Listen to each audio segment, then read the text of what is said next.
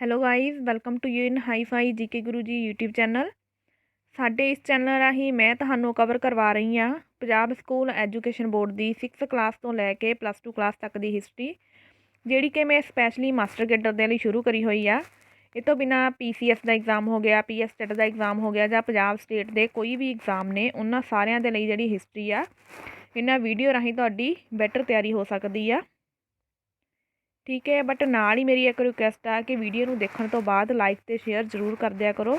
ਜੇ ਅਸੀਂ ਇੰਨਾ ਟਾਈਮ ਕੱਢ ਕੇ ਇੰਨੀ ਮਿਹਨਤ ਕਰਕੇ ਤੁਹਾਡੇ ਲਈ ਵੀਡੀਓ ਬਣਾ ਰਹੇ ਹਾਂ, ਇੱਕ ਘੰਟੇ ਦੀ ਪੌਣੇ ਘੰਟੇ ਦੀ ਵੀਡੀਓ ਬਣਾ ਰਹੇ ਹਾਂ, ਤਾਂ ਤੁਹਾਡਾ ਵੀ ਥੋੜ੍ਹਾ ਜਿਹਾ ਫਰਜ਼ ਬਣਦਾ ਕਿ ਪਲੀਜ਼ ਵੀਡੀਓ ਨੂੰ ਸ਼ੇਅਰ ਕਰ ਦਿਆ ਕਰੋ, ਤਾਂ ਕਿ ਜਿਹੜੇ ਹੋਰ ਐਗਜ਼ਾਮ ਦੇਣ ਵਾਲੇ ਨੇ ਅੱਗੇ ਉਹਨਾਂ ਦਾ ਵੀ ਭਲਾ ਹੋ ਸਕੇ।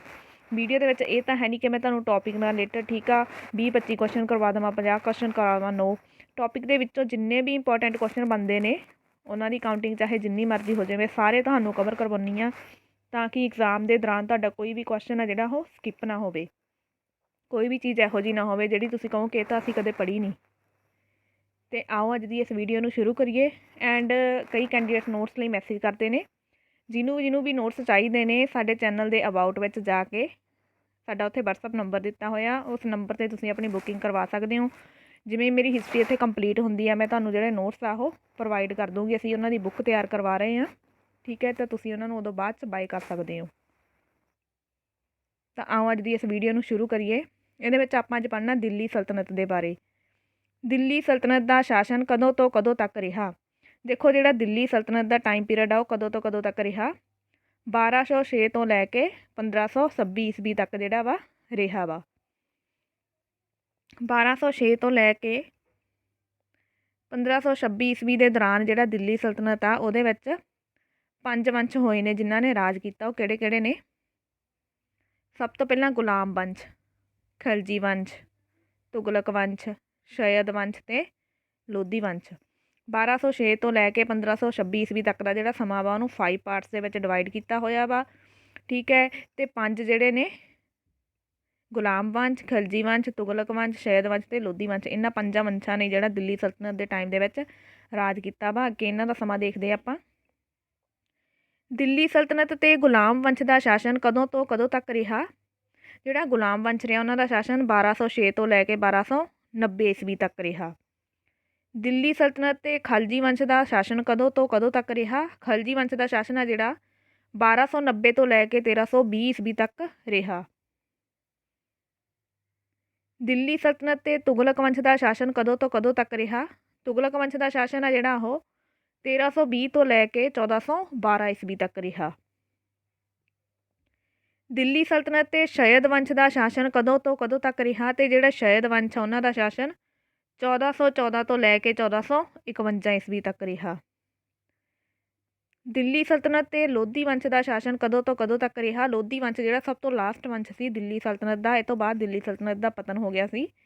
ਇਹਨਾਂ ਦਾ ਜਿਹੜਾ ਸ਼ਾਸਨ ਕਾਲ ਰਿਹਾ ਵਾ 1451 ਤੋਂ 1526 ਈਸਵੀ ਦੇ ਵਿੱਚ ਤੱਕ ਜਿਹੜਾ ਵਾ ਇਹਨਾਂ ਦਾ ਟਾਈਮ ਪੀਰੀਅਡ ਰਿਹਾ। ਅੱਗੇ ਹੈ ਮੁਹੰਮਦ ਗੌਰੀ ਕਿੱਥੋਂ ਦਾ ਸ਼ਾਸਕ ਸੀ। ਗਜਨੀ ਦਾ। ਮੁਹੰਮਦ ਗੌਰੀ ਦਾ ਪੂਰਾ ਨਾਂ ਕੀ ਸੀ। ਸਿਹਾਬੂਦੀਨ ਮੁਹੰਮਦ ਗੌਰੀ।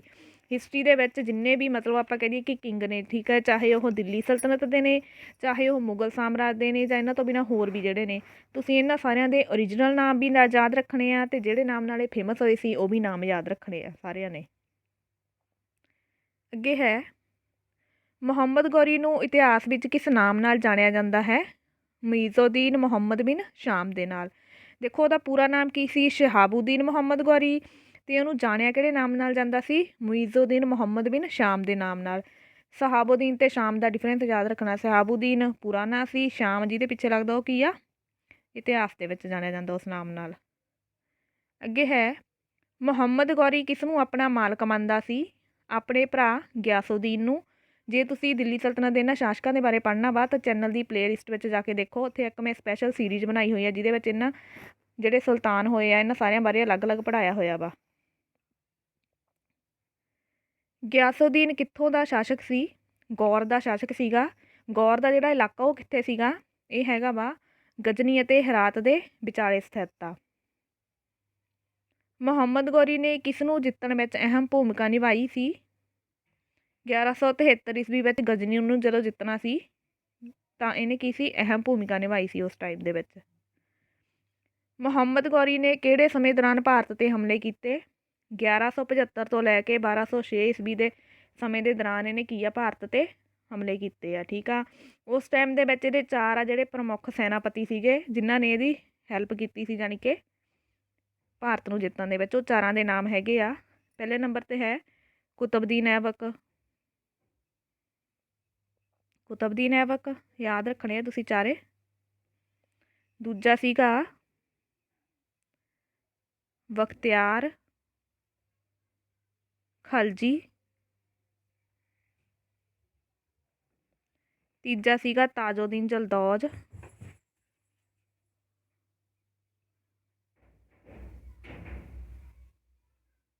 ਤੇ ਚੌਥਾ ਸੀਗਾ ਨਾਸੀਰੁਦੀਨ ਕਵਾਚਾ। ਠੀਕ ਹੈ, 4 ਦੇ ਨਾਮ ਯਾਦ ਰੱਖਣੇ ਕੌਣ ਕੌਣ? ਕੁਤਬਦੀਨ ਐਬਕ, ਬਖਤਿਆਰ ਖਲਜੀ, ਤਾਜੁਦੀਨ ਜਲਦੌਜ ਤੇ ਨਸੀਰੁਦੀਨ ਕਵਾਚਾ। ਇਹ ਚਾਰੇ ਜਿਹੜੇ ਸੀਗੇ ਇਹਨਾਂ ਨੇ ਭਾਰਤ ਨੂੰ ਜਿੱਤਣ ਵਿੱਚ ਮੁਹੰਮਦ ਗੌਰੀ ਦਾ ਸਾਥ ਦਿੱਤਾ ਸੀ। ਇਹਨਾਂ ਤੋਂ ਜਾ ਕੇ ਬਾਅਦ ਵਿੱਚ ਇੱਕ ਨੂੰ ਉਹਨੇ ਕੀ ਸੀਗਾ, ਆਪਣੀ ਗੱਦੀ ਦਾ ਹੱਕਦਾਰ ਬਣਾਤਾ ਸੀਗਾ, ਜਿਹਦੇ ਕਰਕੇ ਬਾਕੀ ਤਿੰਨੇ ਜਿਹੜੇ ਸੀ ਉਹਦੇ ਖਿਲਾਫ ਰਹੇ ਸੀਗੇ। ਉਹ ਇੱਕ ਜਿਹੜਾ ਸੀਗਾ ਉਹ ਸੀਗਾ ਕੁਤਬਦੀਨ ਐਬਕ। ਅੱਗੇ ਕੰਟੀਨਿਊ ਕਰਦੇ ਹਾਂ। ਮੁਹੰਮਦ ਗੌਰੀ ਨੇ ਸਭ ਤੋਂ ਪਹਿਲਾ ਹਮਲਾ ਕਦੋਂ ਤੇ ਕਿੱਥੇ ਕੀਤਾ? 1175 ਈਸਵੀ ਵਿੱਚ ਮੁਲਤਾਨ 'ਤੇ। ਦੇਖੋ ਮੁਹੰਮਦ ਗੌਰੀ ਨੇ ਸਭ ਤੋਂ ਪਹਿਲਾਂ ਹਮਲਾ ਕਿੱਥੇ ਕੀਤਾ? ਮੁਲਤਾਨ ਦੇ ਉੱਤੇ। ਕਦੋਂ? 1175 ਈਸਵੀ ਵਿੱਚ। ਕਿਉਂਕਿ ਮੁਲਤਾਨ ਜਿਹੜਾ ਸੀ ਨਾ, ਉੱਥੇ ਕਰਮਾਥੀ ਕਬੀਲੇ ਦਾ ਰਾਜ ਸੀਗਾ ਅਤੇ ਜਿਹੜਾ ਮੁਹੰਮਦ ਗੌਰੀ ਸੀ ਉਹ ਕਰਮਾਥੀਆਂ ਦਾ ਜਿਹੜਾ ਰਾਜ ਸੀ ਉਹਨਾਂ ਦਾ ਅੰਤ ਕਰਨਾ ਚਾਹੁੰਦਾ ਸੀ। ਕਿਉਂ? ਕਿਉਂਕਿ ਉਹ ਕਰਮਾਥੀਆਂ ਦਾ ਜਿਹੜਾ ਧਰਮ ਸੀ ਉਹਨੂੰ ਇਸਲਾਮ ਦੇ ਵਿਰੋਧੀ ਸਮਝਦਾ ਸੀਗਾ। ਤਾਂ ਕਰਕੇ ਉਹਨੇ ਕੀ ਸੀ, ਇਹਨਾਂ 'ਤੇ ਹਮਲਾ ਕਰਕੇ ਅਤੇ ਨਾਲ ਦੀ ਨਾਲ ਹੀ ਉਹਨੇ 75 'ਚ ਹਮਲਾ ਕੀਤਾ ਅਤੇ 76 ਵਿੱਚ ਜਿਹੜਾ ਵਾ ਇਹਨੂੰ ਆਪਣੇ ਅਧੀਨ ਕਰ ਲਿਆ ਸੀਗਾ ਮੁਲਤਾਨ ਨੂੰ। ਮੁਹੰਮਦ ਗੌਰੀ ਦੇ ਹਮਲੇ ਸਮੇਂ ਮੁਲਤਾਨ ਵਿੱਚ ਕਿਸ ਦਾ ਰਾਜ ਸੀ? ਕਰਮਾਥੀ ਕਬੀਲੇ ਦਾ। ਮੁਹੰਮਦ ਗੌਰੀ ਨੇ ਗੁਜਰਾਤ ਕਦੋਂ ਹਮਲਾ ਕੀਤਾ? 1178 ਈਸਵੀ ਵਿੱਚ। ਹੁਣ ਜਿਹੜਾ ਮੁਹੰਮਦ ਗੌਰੀ ਸੀਗਾ ਉਹਨੇ ਗੁਜਰਾਤ 'ਤੇ ਕਦੋਂ ਹਮਲਾ ਕੀਤਾ? 1178 ਦੇ ਵਿੱਚ। ਅਤੇ ਉਸ ਟਾਈਮ ਜਿਹੜਾ ਗੁਜਰਾਤ ਸੀ ਉਹਦਾ ਸ਼ਾਸਕ ਸੀਗਾ ਭੀਮਦੇਵ ਦੂਜਾ। ਉਹਦਾ ਸ਼ਾਸਨ ਸੀਗਾ ਉੱਥੇ। ਪਰ ਮੁਹੰਮਦ ਗੌਰੀ ਹੈ ਜਿਹੜਾ ਗੁਜਰਾਤ ਨੂੰ ਆਪਣੇ ਅਧੀਨ ਕਰਨਾ ਚਾਹੁੰਦਾ ਸੀ। ਕਿਉਂ ਕਰਨਾ ਚਾਹੁੰਦਾ ਸੀ? ਕਿਉਂਕਿ ਇੱਕ ਤਾਂ ਉਹਦੀ ਭੂਗੋਲਿਕ ਸਥਿਤੀ ਦੇ ਕਾਰਨ ਅਤੇ ਦੂਜਾ ਜਿਹੜਾ ਵਪਾਰਕ ਪੱਖ ਤੋਂ ਵੀ ਜਿਹੜਾ ਗੁਜਰਾਤ ਸੀ ਉਹਦਾ ਬਹੁਤ ਮਹੱਤਵ ਸੀਗਾ। ਅਤੇ ਦੋਨਾਂ ਦੇ ਵਿਚਕਾਰ ਲੜਾਈ ਹੋਈ ਕਿਹੜੇ ਮੈਦਾਨ ਦੇ ਵਿੱਚ? ਕਾਇਦਰ ਨਾਂ ਦੇ ਸਥਾਨ 'ਤੇ ਦੋਨਾਂ ਦੇ ਵਿਚਕਾਰ ਭੀਮਦੇਵ ਦੂਜੇ ਅਤੇ ਮੁਹੰਮਦ ਗੌਰੀ ਦੇ ਵਿਚਕਾਰ ਲੜਾਈ ਹੋਈ। ਇਸ ਲੜਾਈ ਵਿੱਚ ਕੀ ਹੋਇਆ ਕਿ ਜਿਹੜਾ ਮੁਹੰਮਦ ਗੌਰੀ ਆ ਉਹਨੂੰ ਕਰਾਰੀ ਹਾਰ ਖਾਣੀ ਪਈ ਅਤੇ ਯੁੱਧ ਦੇ ਮੈਦਾਨ ਵਿੱਚੋਂ ਦੌੜਨ ਵਿੱਚ ਉਹ ਸਫਲ ਹੋ ਗਿਆ ਸੀਗਾ। ਅੱਗੇ ਕੰਟੀਨਿਊ ਕਰਦੇ ਹਾਂ।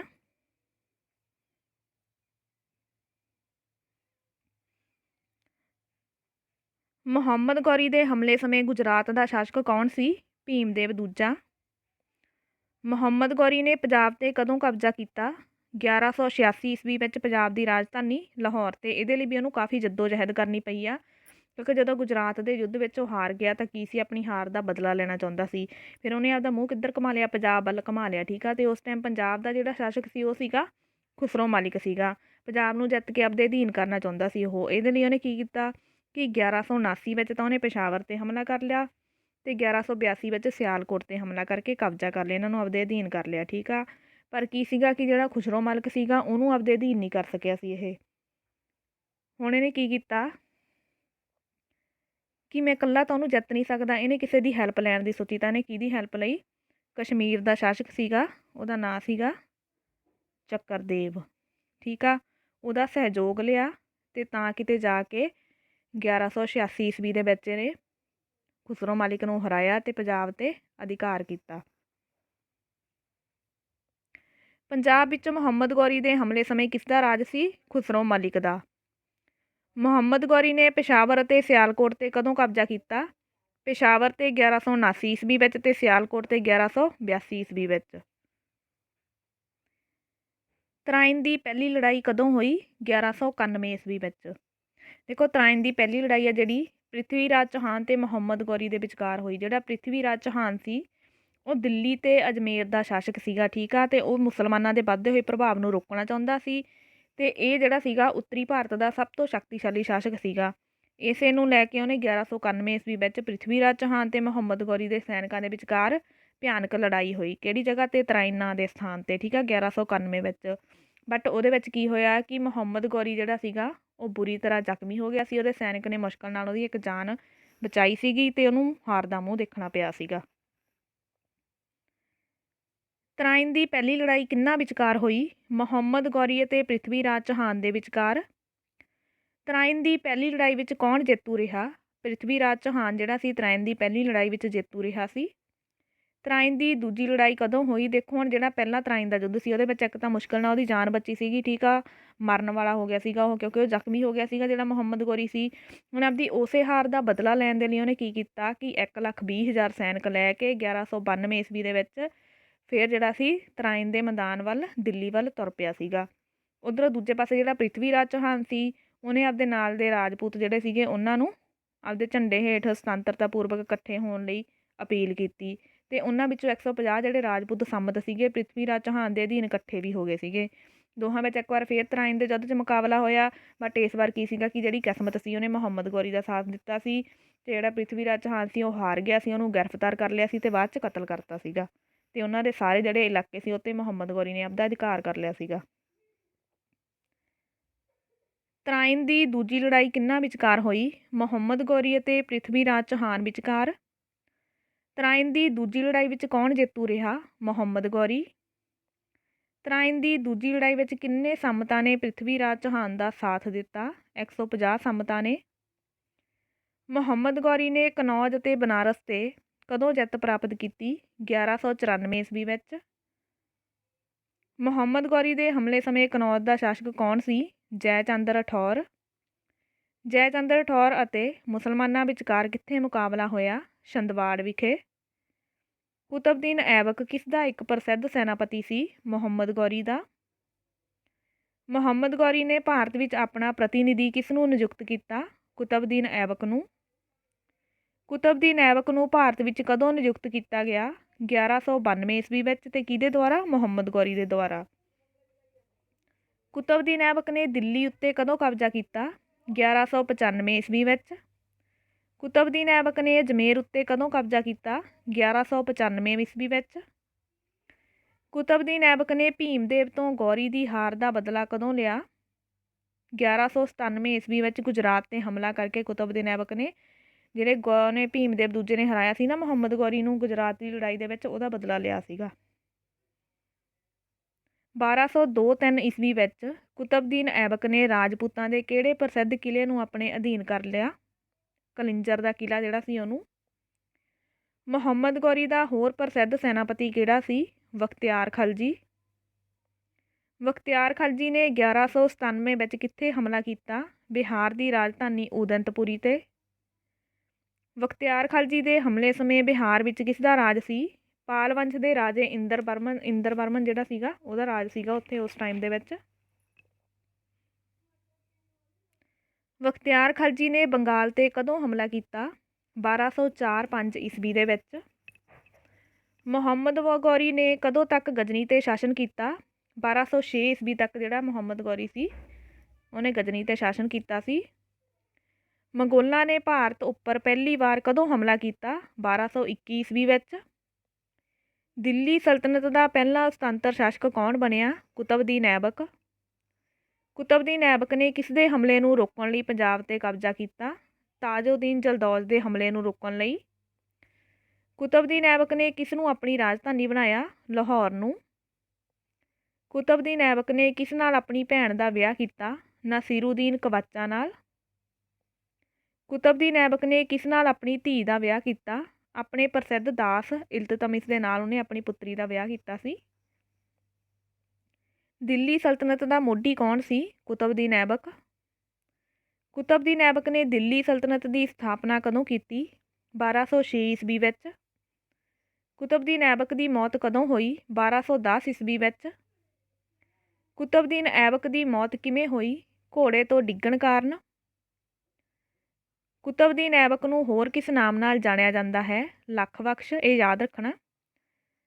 ਹੁਣ ਅੱਗੇ ਆ ਗਿਆ ਕੁਤਬਦੀਨ ਤੋਂ ਬਾਅਦ ਉਹਦਾ ਉੱਤਰਾਧਿਕਾਰੀ ਇਲਤਤਮਿਸ ਬਣਿਆ ਜਿਹੜਾ ਇੱਕ ਸ਼ਕਤੀਸ਼ਾਲੀ ਸ਼ਾਸਕ ਸੀ। ਉਹਦੇ ਵਿੱਚ ਜਿਹੜਾ ਉਹਦਾ ਸਮਾਂ ਸੀਗਾ ਇਹਦੇ ਪੁੱਤਰ ਬਣੇ ਸੀਗੇ ਪਰ ਉਹ ਕਮਜ਼ੋਰ ਸ਼ਾਸਕ ਸੀਗੇ, ਉਹਨਾਂ ਨੂੰ ਉਤਾਰ ਕੇ ਇਲਤਤਮਿਸ ਜਿਹੜਾ ਸੀ ਸ਼ਾਸਕ ਬਣ ਗਿਆ ਸੀ। ਇਲਤਤਮਿਸ ਦਾ ਪੂਰਾ ਨਾਂ ਕੀ ਸੀ? ਸ਼ਮਸੁਦੀਨ ਇਲਤਤਮਿਸ। ਇਲਤਤਮਿਸ ਦਾ ਪਿਤਾ ਕਿਹੜੇ ਕਬੀਲੇ ਦਾ ਮੁਖੀ ਸੀ? ਅਲਵਾਰੀ ਕਬੀਲੇ ਦਾ। ਇਲਤਤਮਿਸ ਨਾਲ ਕੌਣ ਈਰਖਾ ਕਰਦਾ ਸੀ? ਉਸਦੇ ਸੌਤੇਲੇ ਭਰਾ ਜਿਹੜੇ ਸੀਗੇ ਉਹ ਇਲਤਤਮਿਸ ਦੇ ਨਾਲ ਈਰਖਾ ਕਰਦੇ ਸੀਗੇ। ਉਸਦੇ ਸੌਤੇਲੇ ਭਰਾਵਾਂ ਨੇ ਇਲਤਤਮਿਸ ਨਾਲ ਕੀ ਸਲੂਕ ਕੀਤਾ? ਉਸਨੂੰ ਇੱਕ ਵਪਾਰੀ ਕੋਲ ਵੇਚ ਦਿੱਤਾ। ਵਪਾਰੀ ਨੇ ਇਲਤਤਮਿਸ ਨੂੰ ਅੱਗੇ ਕਿਸ ਕੋਲ ਵੇਚ ਦਿੱਤਾ? ਕੁਤਬਦੀਨ ਐਬਕ ਦੇ ਕੋਲ। ਕੁਤਬਦੀਨ ਐਬਕ ਨੇ ਇਲਤਤਮਿਸ ਨੂੰ ਕਿਸ ਅਹੁਦੇ 'ਤੇ ਨਿਯੁਕਤ ਕੀਤਾ? ਅਮੀਰ ਸ਼ਿਕਾਰ ਦੇ ਅਹੁਦੇ 'ਤੇ ਸਭ ਤੋਂ ਪਹਿਲਾਂ ਉਹਨੇ ਇਹਨੂੰ ਨਿਯੁਕਤ ਕੀਤਾ ਸੀ। ਇਲਤਤਮਿਸ ਦੀ ਯੋਗਤਾ ਤੋਂ ਖੁਸ਼ ਹੋ ਕੇ ਕੁਤਬਦੀਨ ਨੇ ਕੀ ਕੀਤਾ? ਆਪਣੀ ਬੇਟੀ ਦਾ ਵਿਆਹ ਉਸ ਨਾਲ ਕਰ ਦਿੱਤਾ। ਕੁਤਬਦੀਨ ਨੇ ਇਲਤਤਮਿਸ ਕਿੱਥੋਂ ਦਾ ਸੂਬੇਦਾਰ ਨਿਯੁਕਤ ਕੀਤਾ? ਬੰਦਾਯੂ ਦਾ। ਕੁਤਬਦੀਨ ਦੀ ਮੌਤ ਤੋਂ ਬਾਅਦ ਉਸਦੇ ਸਿੰਘਾਸਨ 'ਤੇ ਕੌਣ ਬੈਠਾ? ਆਰਾਮ ਸ਼ਾਹ। ਆਰਾਮ ਸ਼ਾਹ ਕਿਹੋ ਜਿਹਾ ਸ਼ਾਸਕ ਸੀ? ਅਯੋਗ ਅਤੇ ਨਿਕੰਮਾ ਸ਼ਾਸਕ ਸੀਗਾ। ਦਿੱਲੀ ਦੇ ਸਰਦਾਰਾਂ ਨੇ ਕਿਸ ਨੂੰ ਸੁਲਤਾਨ ਦਾ ਅਹੁਦਾ ਸਵੀਕਾਰ ਕਰਨ ਦਾ ਸੰਦੇਸ਼ ਭੇਜਿਆ? ਇਲਤਤਮਿਸ ਨੂੰ। ਇਲਤਤਮਿਸ ਅਤੇ ਆਰਾਮ ਸ਼ਾਹ ਵਿਚਕਾਰ ਯੁੱਧ ਕਿੱਥੇ ਹੋਇਆ? ਦਿੱਲੀ ਦੇ ਨੇੜੇ ਜੜ ਨਾਮਕ ਸਥਾਨ 'ਤੇ ਉੱਤਰਾਧਿਕਾਰ ਨੂੰ ਲੈ ਕੇ ਦੋਨਾਂ ਵਿੱਚ ਯੁੱਧ ਹੋਇਆ ਸੀ। ਇਲਤਤਮਿਸ ਸੁਲਤਾਨ ਕਦੋਂ ਬਣਿਆ? 1211 ਈਸਵੀ ਵਿੱਚ। ਜਿਹੜਾ ਇਲਤਤਮਿਸ ਸੀਗਾ ਉਹ ਇਸ ਯੁੱਧ ਵਿੱਚ ਜੇਤੂ ਰਿਹਾ ਸੀ ਅਤੇ 1211 ਈਸਵੀ ਵਿੱਚ ਦਿੱਲੀ ਦਾ ਅਗਲਾ ਸੁਲਤਾਨ ਬਣ ਗਿਆ ਸੀ। ਇਲਤਤਮਿਸ ਨੇ ਕਿਹੜੇ ਸ਼ਹਿਰ ਨੂੰ ਆਪਣੀ ਰਾਜਧਾਨੀ ਬਣਾਇਆ? ਦਿੱਲੀ ਨੂੰ। ਇਲਤਤਮਿਸ ਦੇ ਸਮੇਂ ਕੌਣ ਦਿੱਲੀ ਦੇ ਤਖਤ 'ਤੇ ਆਪਣਾ ਅਧਿਕਾਰ ਸਮਝਦੇ ਸਨ? ਗਜ਼ਨੀ ਦਾ ਤਾਜੁਦੀਨ ਜਲਦੌਜ, ਮੁਲਤਾਨ ਅਤੇ ਸਿੰਧ ਦਾ ਨਸੀਰੁਦੀਨ ਕਵਾਚਾ। ਇਹ ਦੋਨੇ ਜਿਹੜੇ ਸੀਗੇ ਸੈਨਾਪਤੀ ਸੀ ਕਿਹਦੇ? ਮੁਹੰਮਦ ਗੌਰੀ ਦੇ। ਕੁਤਬੀ ਅਤੇ ਮੁਈਜ਼ੀ ਸਰਦਾਰਾਂ ਨੇ ਕਿਸ ਦੀ ਅਗਵਾਈ ਹੇਠ ਇਲਤਤਮਿਸ ਵਿਰੁੱਧ ਵਿਦਰੋਹ ਕੀਤਾ? ਜਹਾਂਦਰ ਖਾਂ ਦੀ ਅਗਵਾਈ ਹੇਠ। ਇਲਤਤਮਿਸ ਦਾ ਸਭ ਤੋਂ ਖਤਰਨਾਕ ਬੈਰੀ ਕੌਣ ਸੀ? ਤਾਜੁਦੀਨ ਜਲਦੌਜ। ਮੁਹੰਮਦ ਗੌਰੀ ਦੀ ਮੌਤ ਤੋਂ ਮਗਰੋਂ ਤਾਜੁਦੀਨ ਨੇ ਕਿੱਥੇ ਕਬਜ਼ਾ ਕਰ ਲਿਆ? 1206 ਈਸਵੀ ਵਿੱਚ ਗਜ਼ਨੀ 'ਤੇ। ਇਲਤਤਮਿਸ ਨੇ ਖਤਰੇ ਨੂੰ ਟਾਲਣ ਲਈ ਕਿਸ ਦੀ ਅਧੀਨਤਾ ਸਵੀਕਾਰ ਕਰ ਲਈ? ਤਾਜੁਦੀਨ ਜਲਦੌਜ ਦੀ ਅਧੀਨਤਾ ਜਿਹੜੀ ਸੀ ਉਹਨੇ ਸਵੀਕਾਰ ਕਰ ਲਈ ਸੀ। ਜਲਦੌਜ ਕਿਸ ਤੋਂ ਹਾਰ ਕੇ ਭਾਰਤ ਆਇਆ? 1215 ਈਸਵੀ ਵਿੱਚ ਖਵਾਰਿਜ਼ਮ ਦੇ ਜਿਹੜਾ ਸ਼ਾਹ ਸੀਗਾ ਉਹ ਤੋਂ ਹਾਰ ਕੇ ਇਹ ਭਾਰਤ ਆਇਆ ਸੀਗਾ। ਕਿਸ ਦੀ ਮੌਤ ਤੋਂ ਬਾਅਦ ਦਿੱਲੀ ਨੂੰ ਇੱਕ ਸੁਤੰਤਰ ਰਾਜ ਦਾ ਦਰਜਾ ਮਿਲ ਗਿਆ? ਤਾਜੁਦੀਨ ਜਲਦੌਜ ਦੀ ਮੌਤ ਤੋਂ ਬਾਅਦ, ਕਿਉਂਕਿ ਇਲਤਤਮਿਸ ਜਿਹੜਾ ਸੀਗਾ ਉਹਨੇ ਇਹਦੀ ਅਧੀਨਤਾ ਸਵੀਕਾਰ ਕਰੀ ਹੋਈ ਸੀ। ਹੁਣ ਜਦੋਂ ਇਹੀ ਮਰ ਗਿਆ ਤਾਂ ਉਹ ਕੀ ਸੀਗਾ? ਸੁਤੰਤਰ ਰਾਜ ਸਥਾਪਿਤ ਕਰ ਸਕਦਾ ਸੀਗਾ। ਮੰਗੋਲ ਮੂਲ ਰੂਪ ਵਿੱਚ ਕਿੱਥੋਂ ਦੇ ਨਿਵਾਸੀ ਸਨ? ਮੱਧ ਏਸ਼ੀਆ ਦੇ। ਮੰਗੋਲਾਂ ਨੇ ਕਿਸ ਦੀ ਅਗਵਾਈ ਹੇਠ ਭਾਰਤ 'ਤੇ ਹਮਲਾ ਕੀਤਾ? ਚੰਗੇਜ਼ ਖਾਂ ਦੀ ਅਗਵਾਈ ਹੇਠ ਉਹਨਾਂ ਨੇ ਭਾਰਤ 'ਤੇ ਹਮਲਾ ਕੀਤਾ ਸੀ। ਚੰਗੇਜ਼ ਖਾਂ ਜਿਹੜਾ ਸੀ ਮੰਗੋਲਾਂ ਦਾ ਇੱਕ ਪ੍ਰਸਿੱਧ ਨੇਤਾ ਸੀਗਾ। 1221 ਈਸਵੀ ਵਿੱਚ ਮੰਗੋਲਾਂ ਨੇ ਕਿਸ ਨੂੰ ਹਰਾ ਦਿੱਤਾ? ਖਵਾਰਿਜ਼ਮ ਦੇ ਸ਼ਾਹ ਅਲਾਉਦੀਨ ਮੁਹੰਮਦ ਨੂੰ। ਖਵਾਰਿਜ਼ਮ ਦਾ ਕਿਹੜਾ ਸ਼ਹਿਜ਼ਾਦਾ ਭਾਰਤ ਵੱਲ ਭੱਜ ਗਿਆ? ਜਲਾਲੁਦੀਨ ਮੰਗਵਰਨੀ ਮੰਗੋਲਾਂ ਤੋਂ ਡਰਦਾ ਭਾਰਤ ਭੱਜਿਆ ਆਇਆ ਸੀ। ਕਿਸ ਨੇ ਮੰਗੋਲਾਂ ਦੇ ਹਮਲੇ ਦੇ ਡਰ ਤੋਂ ਜਲਾਲੁਦੀਨ ਮੰਗਵਰਨੀ ਨੂੰ ਭਾਰਤ ਵਿੱਚ ਸ਼ਰਨ ਨਾ ਦਿੱਤੀ? ਇਲਤਤਮਿਸ ਨੇ। ਭੱਜ ਕੇ ਕਿੱਥੇ ਆ ਗਿਆ ਸੀ? ਇਲਤਤਮਿਸ ਕੋਲ ਆ ਗਿਆ ਸੀ। ਪਰ ਇਲਤਤਮਿਸ ਜਿਹੜਾ ਸੀਗਾ ਉਹ ਖੁਦ ਮੰਗੋਲਾਂ ਦੇ ਹਮਲੇ ਤੋਂ ਡਰਦਾ ਸੀ, ਤਾਂ ਕਰਕੇ ਉਹਨੇ ਵੀ ਜਿਹੜਾ ਸੀਗਾ ਜਲਾਲੁਦੀਨ ਸੀਗਾ ਉਹਨੂੰ ਆਪਦੇ ਰਾਜ ਦੇ ਵਿੱਚ ਕੋਈ ਪਨਾਹ ਨਹੀਂ ਦਿੱਤੀ ਸੀ। ਮੁਲਤਾਨ ਅਤੇ ਸਿੰਧ ਦਾ ਸੂਬੇਦਾਰ ਕੌਣ ਸੀ? ਨਾਸੀਰੁਦੀਨ ਕਵਾਚਾ। ਇਲਤਤਮਿਸ ਨੇ ਮੁਲਤਾਨ 'ਤੇ ਕਦੋਂ ਹਮਲਾ ਕੀਤਾ? 1227 ਈਸਵੀ ਵਿੱਚ। ਨਾਸੀਰੁਦੀਨ ਕਵਾਚਾ ਦੀ ਮੌਤ ਕਿਵੇਂ ਹੋਈ? ਇਲਤਤਮਿਸ ਦੇ 3 ਮਹੀਨੇ ਦੇ ਘੇਰੇ 'ਚੋਂ ਨੱਸਣ ਦੀ ਉਹਨੇ ਕੋਸ਼ਿਸ਼ ਕੀਤੀ ਸੀ, ਪਰ ਨੱਸਣ ਦੀ ਕੋਸ਼ਿਸ਼ ਕਰਦਾ ਕਰਦਾ ਕੀ ਸੀਗਾ ਉਹ ਸਿੰਧ ਨਦੀ ਵਿੱਚ ਡਿੱਗ ਕੇ ਮਰ ਗਿਆ ਸੀ। ਇਲਤਤਮਿਸ ਦੇ ਸਮੇਂ ਬੰਗਾਲ ਅਤੇ ਬਿਹਾਰ ਦਾ ਸੂਬੇਦਾਰ ਕੌਣ ਸੀ? ਗਿਆਸੁਦੀਨ। ਇਲਤਤਮਿਸ ਨੇ ਬੰਗਾਲ ਦੀ ਰਾਜਧਾਨੀ ਲਖਨੌਤੀ 'ਤੇ ਕਦੋਂ ਕਬਜ਼ਾ ਕੀਤਾ? 1225 ਈਸਵੀ ਵਿੱਚ ਉਹਨੇ ਕੀ ਸੀਗਾ ਕਿ ਬੰਗਾਲ ਦੀ ਜਿਹੜੀ ਰਾਜਧਾਨੀ ਸੀ ਲਖਨੌਤੀ ਉੱਤੇ ਕਬਜ਼ਾ ਕੀਤਾ ਸੀ। ਬਲਕਾ ਖਲਜੀ ਨੇ ਇਲਤਤਮਿਸ ਦੇ ਵਿਰੁੱਧ ਕਦੋਂ ਵਿਦਰੋਹ ਕੀਤਾ? 1230 ਈਸਵੀ ਦੇ ਵਿੱਚ, ਅਤੇ ਇਹਨੂੰ ਸਖਤੀ ਨਾਲ ਦਬਾ ਦਿੱਤਾ ਗਿਆ ਸੀ ਇਹਦੇ ਵਿਦਰੋਹ ਨੂੰ। ਇਲਤਤਮਿਸ ਨੇ ਰਾਜਪੂਤਾਂ ਦੇ ਕਿਹੜੇ ਕਿਲ੍ਹਿਆਂ ਨੂੰ ਆਪਣੇ ਅਧੀਨ ਕਰ ਲਿਆ? ਸਭ ਤੋਂ ਪਹਿਲਾਂ 1226 ਈਸਵੀ ਦੇ ਵਿੱਚ ਉਹਨੇ ਰਣਥੰਭੌਰ ਦੇ ਕਿਲ੍ਹੇ ਨੂੰ ਅਧੀਨ ਕੀਤਾ। 1231 ਈਸਵੀ ਵਿੱਚ ਉਹਨੇ ਗਵਾਲੀਅਰ ਨੂੰ ਅਧੀਨ ਕੀਤਾ ਅਤੇ 1232 ਈਸਵੀ ਵਿੱਚ ਉਹਨੇ ਭੀਲਸਾ ਅਤੇ ਉਜੈਨ ਦੇ ਕਿਲ੍ਹਿਆਂ ਨੂੰ ਅਧੀਨ ਕੀਤਾ। ਇਲਤਤਮਿਸ ਨੇ ਸਰੋਪਾ ਅਤੇ ਤਾਜਪੋਸ਼ੀ ਦੀ ਚਿੱਠੀ ਕਿਸ ਤੋਂ ਪ੍ਰਾਪਤ ਕੀਤੀ? ਖਲੀਫਾ ਕੋਲੋਂ। ਇਲਤਤਮਿਸ ਨੇ ਖਲੀਫਾ ਕੋਲੋਂ ਸਰੋਪਾ ਤੇ ਤਾਜਪੋਥੀ ਦੀ ਚਿੱਠੀ ਕਦੋਂ ਪ੍ਰਾਪਤ ਕੀਤੀ? 1229 ਈਸਵੀ ਦੇ ਵਿੱਚ। ਖਲੀਫਾ ਕੌਣ ਸੀ? ਖਲੀਫਾ ਨੂੰ ਇਸਲਾਮੀ ਜਗਤ ਦਾ ਆਗੂ ਸਮਝਿਆ ਜਾਂਦਾ ਸੀ। ਚਹਿਲਗਾਨੀ ਦੀ ਸਥਾਪਨਾ ਕਿਸਨੇ ਕੀਤੀ? ਇਲਤਤਮਿਸ ਨੇ। ਚਹਿਲਗਾਨੀ ਕੀ ਸੀ? 40 ਤੁਰਕ ਅਮੀਰਾਂ ਦਾ ਇੱਕ ਸੰਗਠਨ ਸੀਗਾ ਚਹਿਲਗਾਨੀ। ਇਲਤਤਮਿਸ ਤੋਂ ਬਾਅਦ ਦਿੱਲੀ ਦੀ ਰਾਜਗੱਦੀ ਕਿਸਨੇ ਸੰਭਾਲੀ? ਆਰਾਮ ਸ਼ਾਹ ਨੇ। ਇਲਤਤਮਿਸ ਨੇ ਆਪਣੇ ਸਾਮਰਾਜ ਨੂੰ ਕਿਸ ਵਿੱਚ ਵੰਡਿਆ? ਇਕਤਾਂ ਵਿੱਚ। ਇਕਤਾਂ ਦੀ ਦੇਖ-ਰੇਖ ਲਈ ਕਿਸ ਦੀ ਨਿਯੁਕਤੀ ਕੀਤੀ ਗਈ? ਇਕਤਾਦਾਰਾਂ ਦੀ। ਪਰਜਾ ਨੂੰ ਨਿਆਂ ਦੇਣ ਲਈ ਕਿਸ ਦੀ ਨਿਯੁਕਤੀ ਕੀਤੀ ਗਈ? ਕਾਜ਼ੀਆਂ ਦੀ।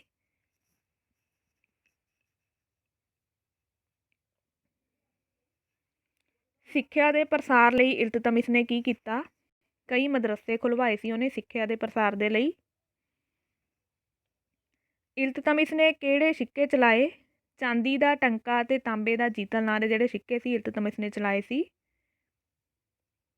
ਦਿੱਲੀ ਦੇ ਤਖਤ 'ਤੇ ਬੈਠਣ ਵਾਲੀ ਪਹਿਲੀ ਮੁਸਲਿਮ ਇਸਤਰੀ ਕੌਣ ਸੀ? ਰਜੀਆ ਸੁਲਤਾਨਾ। ਰਜੀਆ ਸੁਲਤਾਨਾ ਕਿਸ ਦੀ ਪੁੱਤਰੀ ਸੀ? ਇਲਤਤਮਿਸ ਦੀ। ਰਜੀਆ ਸੁਲਤਾਨਾ ਨੇ ਸਮਾਜ ਦੀ ਭਲਾਈ ਲਈ ਕਿਹੜੇ ਕੰਮ ਕੀਤੇ? ਸਿੰਜਾਈ ਲਈ ਖੂਹ ਖੁਦਵਾਏ ਉਹਨੇ। ਵਪਾਰ ਨੂੰ ਉਤਸ਼ਾਹਿਤ ਕਰਨ ਲਈ ਨਵੀਆਂ ਸੜਕਾਂ ਬਣਵਾਈਆਂ। ਰਜੀਆ ਸੁਲਤਾਨਾ ਨੇ ਵਿੱਦਿਆ ਦੇ ਪ੍ਰਸਾਰ ਲਈ ਕੀ ਕੀਤਾ? ਸਕੂਲ, ਖੋਜ ਕੇਂਦਰ ਅਤੇ ਲਾਇਬ੍ਰੇਰੀਆਂ ਜਿਹੜੀਆਂ ਸੀ ਉਹਨੇ ਬਣਵਾਈਆਂ ਸੀ।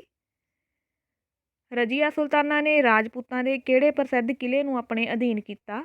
ਰਣਥੰਭੌਰ ਨੂੰ। ਰਜੀਆ ਸੁਲਤਾਨਾ ਦਾ ਕਾਰਜਕਾਲ ਕੀ ਸੀ? 1236 ਤੋਂ ਲੈ ਕੇ 1240 ਈਸਵੀ ਤੱਕ ਦਾ ਜਿਹੜਾ ਸੀ ਉਹਦਾ ਰਾਜਕਾਲ ਰਿਹਾ ਵਾ। ਥੋੜ੍ਹਾ ਸਮਾਂ ਰਿਹਾ ਉਹਦਾ ਰਾਜਕਾਲ। ਰਜੀਆ ਸੁਲਤਾਨਾ ਕਿਸ ਦੇ ਪਿਆਰ ਵਿੱਚ ਪੈ ਗਈ? ਜਲਾਲੁਦੀਨ ਯਾਕੂਬ ਦੇ। ਰਜੀਆ ਸੁਲਤਾਨਾ ਦੀ ਮੌਤ ਕਦੋਂ ਹੋਈ? 1240 ਈਸਵੀ ਵਿੱਚ ਉਸਨੂੰ ਕਤਲ ਕਰ ਦਿੱਤਾ ਗਿਆ ਸੀ ਕੈਥਲ ਨਾਂ ਦੇ ਸਥਾਨ 'ਤੇ। ਇਹਦੇ ਬਾਰੇ ਵੀ ਤੁਸੀਂ ਡੀਪਲੀ ਪਲੇਲਿਸਟ ਵਿੱਚ ਜਾ ਕੇ ਦੇਖ ਸਕਦੇ ਹੋ। ਮੈਂ ਪੂਰਾ ਟੌਪਿਕ ਆ ਜਿਹੜਾ ਪੜ੍ਹਾਇਆ ਹੋਇਆ ਵਾ। ਰਜੀਆ ਸੁਲਤਾਨਾ ਦੀ ਮੌਤ ਤੋਂ ਬਾਅਦ ਰਾਜਗੱਦੀ 'ਤੇ ਕੌਣ ਬੈਠਾ? ਬਹਿਰਾਮ ਸ਼ਾਹ। ਜਿਹੜਾ ਬਹਿਰਾਮ ਸ਼ਾਹ ਸੀਗਾ ਜਦੋਂ ਉਹ ਰਾਜਗੱਦੀ 'ਤੇ ਬੈਠਾ ਉਹ 1240 ਤੋਂ 1242 ਈਸਵੀ ਤੱਕ ਰਿਹਾ। ਇਹ ਤੋਂ ਬਾਅਦ ਅਲਾਉਦੀਨ ਮਸੂਦ ਸ਼ਾਹ ਬਣਿਆ। ਉਹ 1242 ਤੋਂ ਲੈ ਕੇ 1246 ਈਸਵੀ ਤੱਕ ਰਿਹਾ। ਅਤੇ ਉਸ ਤੋਂ ਬਾਅਦ ਨਾਸੀਰੁਦੀਨ ਮਹਿਮੂਦ ਜਿਹੜਾ ਸੀ ਰਾਜਗੱਦੀ 'ਤੇ ਬੈਠਾ ਉਹ 1246 ਤੋਂ ਲੈ ਕੇ 1266 ਈਸਵੀ ਤੱਕ ਬੈਠਾ। ਇਹ ਜਿਹੜੇ ਸਾਰੇ ਸੀ ਇਹ ਕਮਜ਼ੋਰ ਸ਼ਾਸਕ ਸੀਗੇ। ਇਹਨਾਂ ਸਾਰਿਆਂ ਨੂੰ ਹਰਾ ਕੇ ਜਿਹੜੀ ਅੱਗੇ ਦੇਖਦੇ ਕੁਐਸਚਨ ਅੰਤ ਵਿੱਚ ਦਿੱਲੀ ਸਲਤਨਤ ਦੀ ਬਾਗਡੋਰ ਫਿਰ ਕਿਹਨੇ ਸੰਭਾਲੀ? ਬਲਬਨ ਨੇ। ਗੁਲਾਮ ਵੰਸ਼ ਦੇ ਘਰਾਣੇ ਵਿੱਚੋਂ ਸਭ ਤੋਂ ਮਹਾਨ ਕੌਣ ਸੀ? ਬਲਬਨ। ਬਲਬਨ ਦੇ ਸੁਲਤਾਨ ਬਣਨ ਦੇ ਸਮੇਂ ਕੌਣ ਬਹੁਤ ਸ਼ਕਤੀਸ਼ਾਲੀ ਹੋ ਗਏ ਸਨ? ਤੁਰਕ ਅਮੀਰ। ਬਲਬਨ ਦਾ ਰਾਜਕਾਲ ਕੀ ਸੀ? 1266 ਤੋਂ ਲੈ ਕੇ 1286 ਈਸਵੀ ਤੱਕ। ਬਲਬਨ ਨੇ ਆਪਣੇ ਰਾਜ ਨੂੰ ਇਕੱਠਾ ਕਰਨ ਲਈ ਕਿਹੜੀ ਨੀਤੀ ਅਪਣਾਈ? ਲਹੂ ਅਤੇ ਲੋਹੇ ਦੀ ਨੀਤੀ। ਬਲਬਨ ਨੇ ਕਿਹਨਾਂ ਦਾ ਸਖਤੀ ਨਾਲ ਦਮਨ ਕੀਤਾ? ਮਵਾਤੀਆਂ ਦਾ। ਬਲਬਨ ਨੇ ਕਿਹੜੇ ਇਲਾਕਿਆਂ ਵਿੱਚੋਂ ਡਾਕੂਆਂ ਦਾ ਖਾਤਮਾ ਕੀਤਾ? ਦੁਆਬੇ ਅਤੇ ਅਵਧ ਦੇ ਵਿੱਚੋਂ। ਬਲਬਨ ਨੇ ਕਿਸ ਸਥਾਨ ਦੇ ਹਿੰਦੂ ਵਿਦਰੋਹੀਆਂ ਦਾ ਦਮਨ ਕੀਤਾ? ਕੁਟੇਹਰ, ਰੁਹੇਲਖੰਡ ਦੇ ਜਿਹੜੇ ਸੀਗੇ। ਬਲਬਨ ਨੇ ਸੁਲਤਾਨ ਦੇ ਗੌਰਵ ਨੂੰ ਵਧਾਉਣ ਲਈ ਕਿਹੜੇ ਸਿਧਾਂਤ 'ਤੇ ਜ਼ੋਰ ਦਿੱਤਾ? ਰਾਜੇ ਦੇ ਦੈਵੀ ਅਧਿਕਾਰਾਂ ਦੇ ਨੇ ਕਿਉਂਕਿ ਉਸ ਦੇ ਟਾਈਮ ਵਿੱਚ ਕੀ ਸੀਗਾ ਵੀ ਰਾਜਾ ਜਿਹੜਾ ਸੀ ਉਹਦੀ ਇੰਨੀ ਅਹਿਮੀਅਤ ਨਹੀਂ ਕੀਤੀ ਜਾਂਦੀ ਸੀ। ਲੋਕ ਸਤਿਕਾਰ ਕਰਨੋਂ ਹਟ ਗਏ ਸੀਗੇ ਕਿਉਂਕਿ ਸ਼ਾਸਕ ਜਿਹੜੇ ਸੀ ਪਹਿਲਾਂ ਵਾਲੇ ਕਮਜ਼ੋਰ ਹੋ ਗਏ ਸੀਗੇ। ਬਲਬਨ ਨੇ ਸ਼ਕਤੀਸ਼ਾਲੀ ਸੈਨਾ ਸਥਾਪਿਤ ਕਰਨ ਲਈ ਕੀ ਕੀਤਾ? ਸੈਨਾ ਦਾ ਪੁਨਰਗਠਨ ਕੀਤਾ। ਬਲਬਨ ਨੇ ਬੰਗਾਲ ਦੇ ਕਿਹੜੇ ਸੂਬੇਦਾਰ ਦੇ ਵਿਦਰੋਹ ਨੂੰ ਕੁਚਲਿਆ? 1279 ਈਸਵੀ ਵਿੱਚ ਤੁਗਰਲ ਖਾਂ ਜਿਹੜਾ ਸੀਗਾ ਬੰਗਾਲ ਦਾ ਸੂਬੇਦਾਰ ਸੀ ਉਹਨੇ ਵਿਦਰੋਹ ਕਰਤਾ ਸੀ। ਉਹਦੇ ਵਿਦਰੋਹ ਨੂੰ ਕੁਚਲਿਆ ਸੀਗਾ। ਸੁਲਤਾਨ ਦੀ ਸਰਬਉੱਚਤਾ ਸਥਾਪਿਤ ਕਰਨ ਲਈ ਬਲਬਨ ਨੇ ਕਿਹੜੀਆਂ ਦੋ ਸੰਸਥਾਵਾਂ ਦੀ ਸਥਾਪਨਾ ਕੀਤੀ? ਸਿਜਦਾ ਅਤੇ ਪਾਬੋਸ਼। ਬਲਬਨ ਨੇ ਇਲਤਤਮਿਸ ਦੁਆਰਾ ਚਲਾਈ ਗਈ ਕਿਹੜੀ ਸੰਸਥਾ ਨੂੰ ਸਮਾਪਤ ਕਰ ਦਿੱਤਾ? ਚਹਿਲਗਾਨੀ ਸੰਸਥਾ। ਜਿਹੜਾ 40 ਅਮੀਰਾਂ ਦਾ ਇੱਕ ਗੁੱਟ ਹੁੰਦਾ ਸੀ ਉਹਨੂੰ ਸਮਾਪਤ ਕਰਤਾ ਇਹਨੇ। ਜਿਹੜਾ ਬਲਬਨ ਸੀ ਉਹ ਖੁਦ ਵੀ ਇਹਨਾਂ 40 ਅਮੀਰਾਂ ਦੀ ਜਿਹੜੀ ਚਹਿਲਗਾਨੀ ਸੀਗੀ ਉਹਦਾ ਇੱਕ ਮੈਂਬਰ ਸੀਗਾ। ਗੁਲਾਮ ਵੰਸ਼ ਦਾ ਸਭ ਤੋਂ ਸ਼ਕਤੀਸ਼ਾਲੀ ਸ਼ਾਸਕ ਕਿਸ ਨੂੰ ਮੰਨਿਆ ਜਾਂਦਾ ਹੈ? ਬਲਬਨ ਨੂੰ। ਗੁਲਾਮ ਵੰਸ਼ ਦਾ ਅੰਤਿਮ ਸ਼ਾਸਕ ਕੌਣ ਸੀ? ਕੈਕੂਬਾਦ। 1290 ਈਸਵੀ ਵਿੱਚ ਕੀ ਹੋਇਆ ਕਿ ਜਿਹੜਾ ਕੈਕੂਬਾਦ ਸੀਗਾ ਠੀਕ ਆ ਉਹਨੂੰ ਜਲਾਲੁਦੀਨ ਫਿਰੋਜ਼ ਖਿਲਜੀ ਨੇ ਕਤਲ ਕਰਤਾ ਸੀ ਤੇ ਖਿਲਜੀ ਵੰਸ਼ ਦੀ ਸਥਾਪਨਾ ਕਰ ਲਈ ਸੀਗੀ।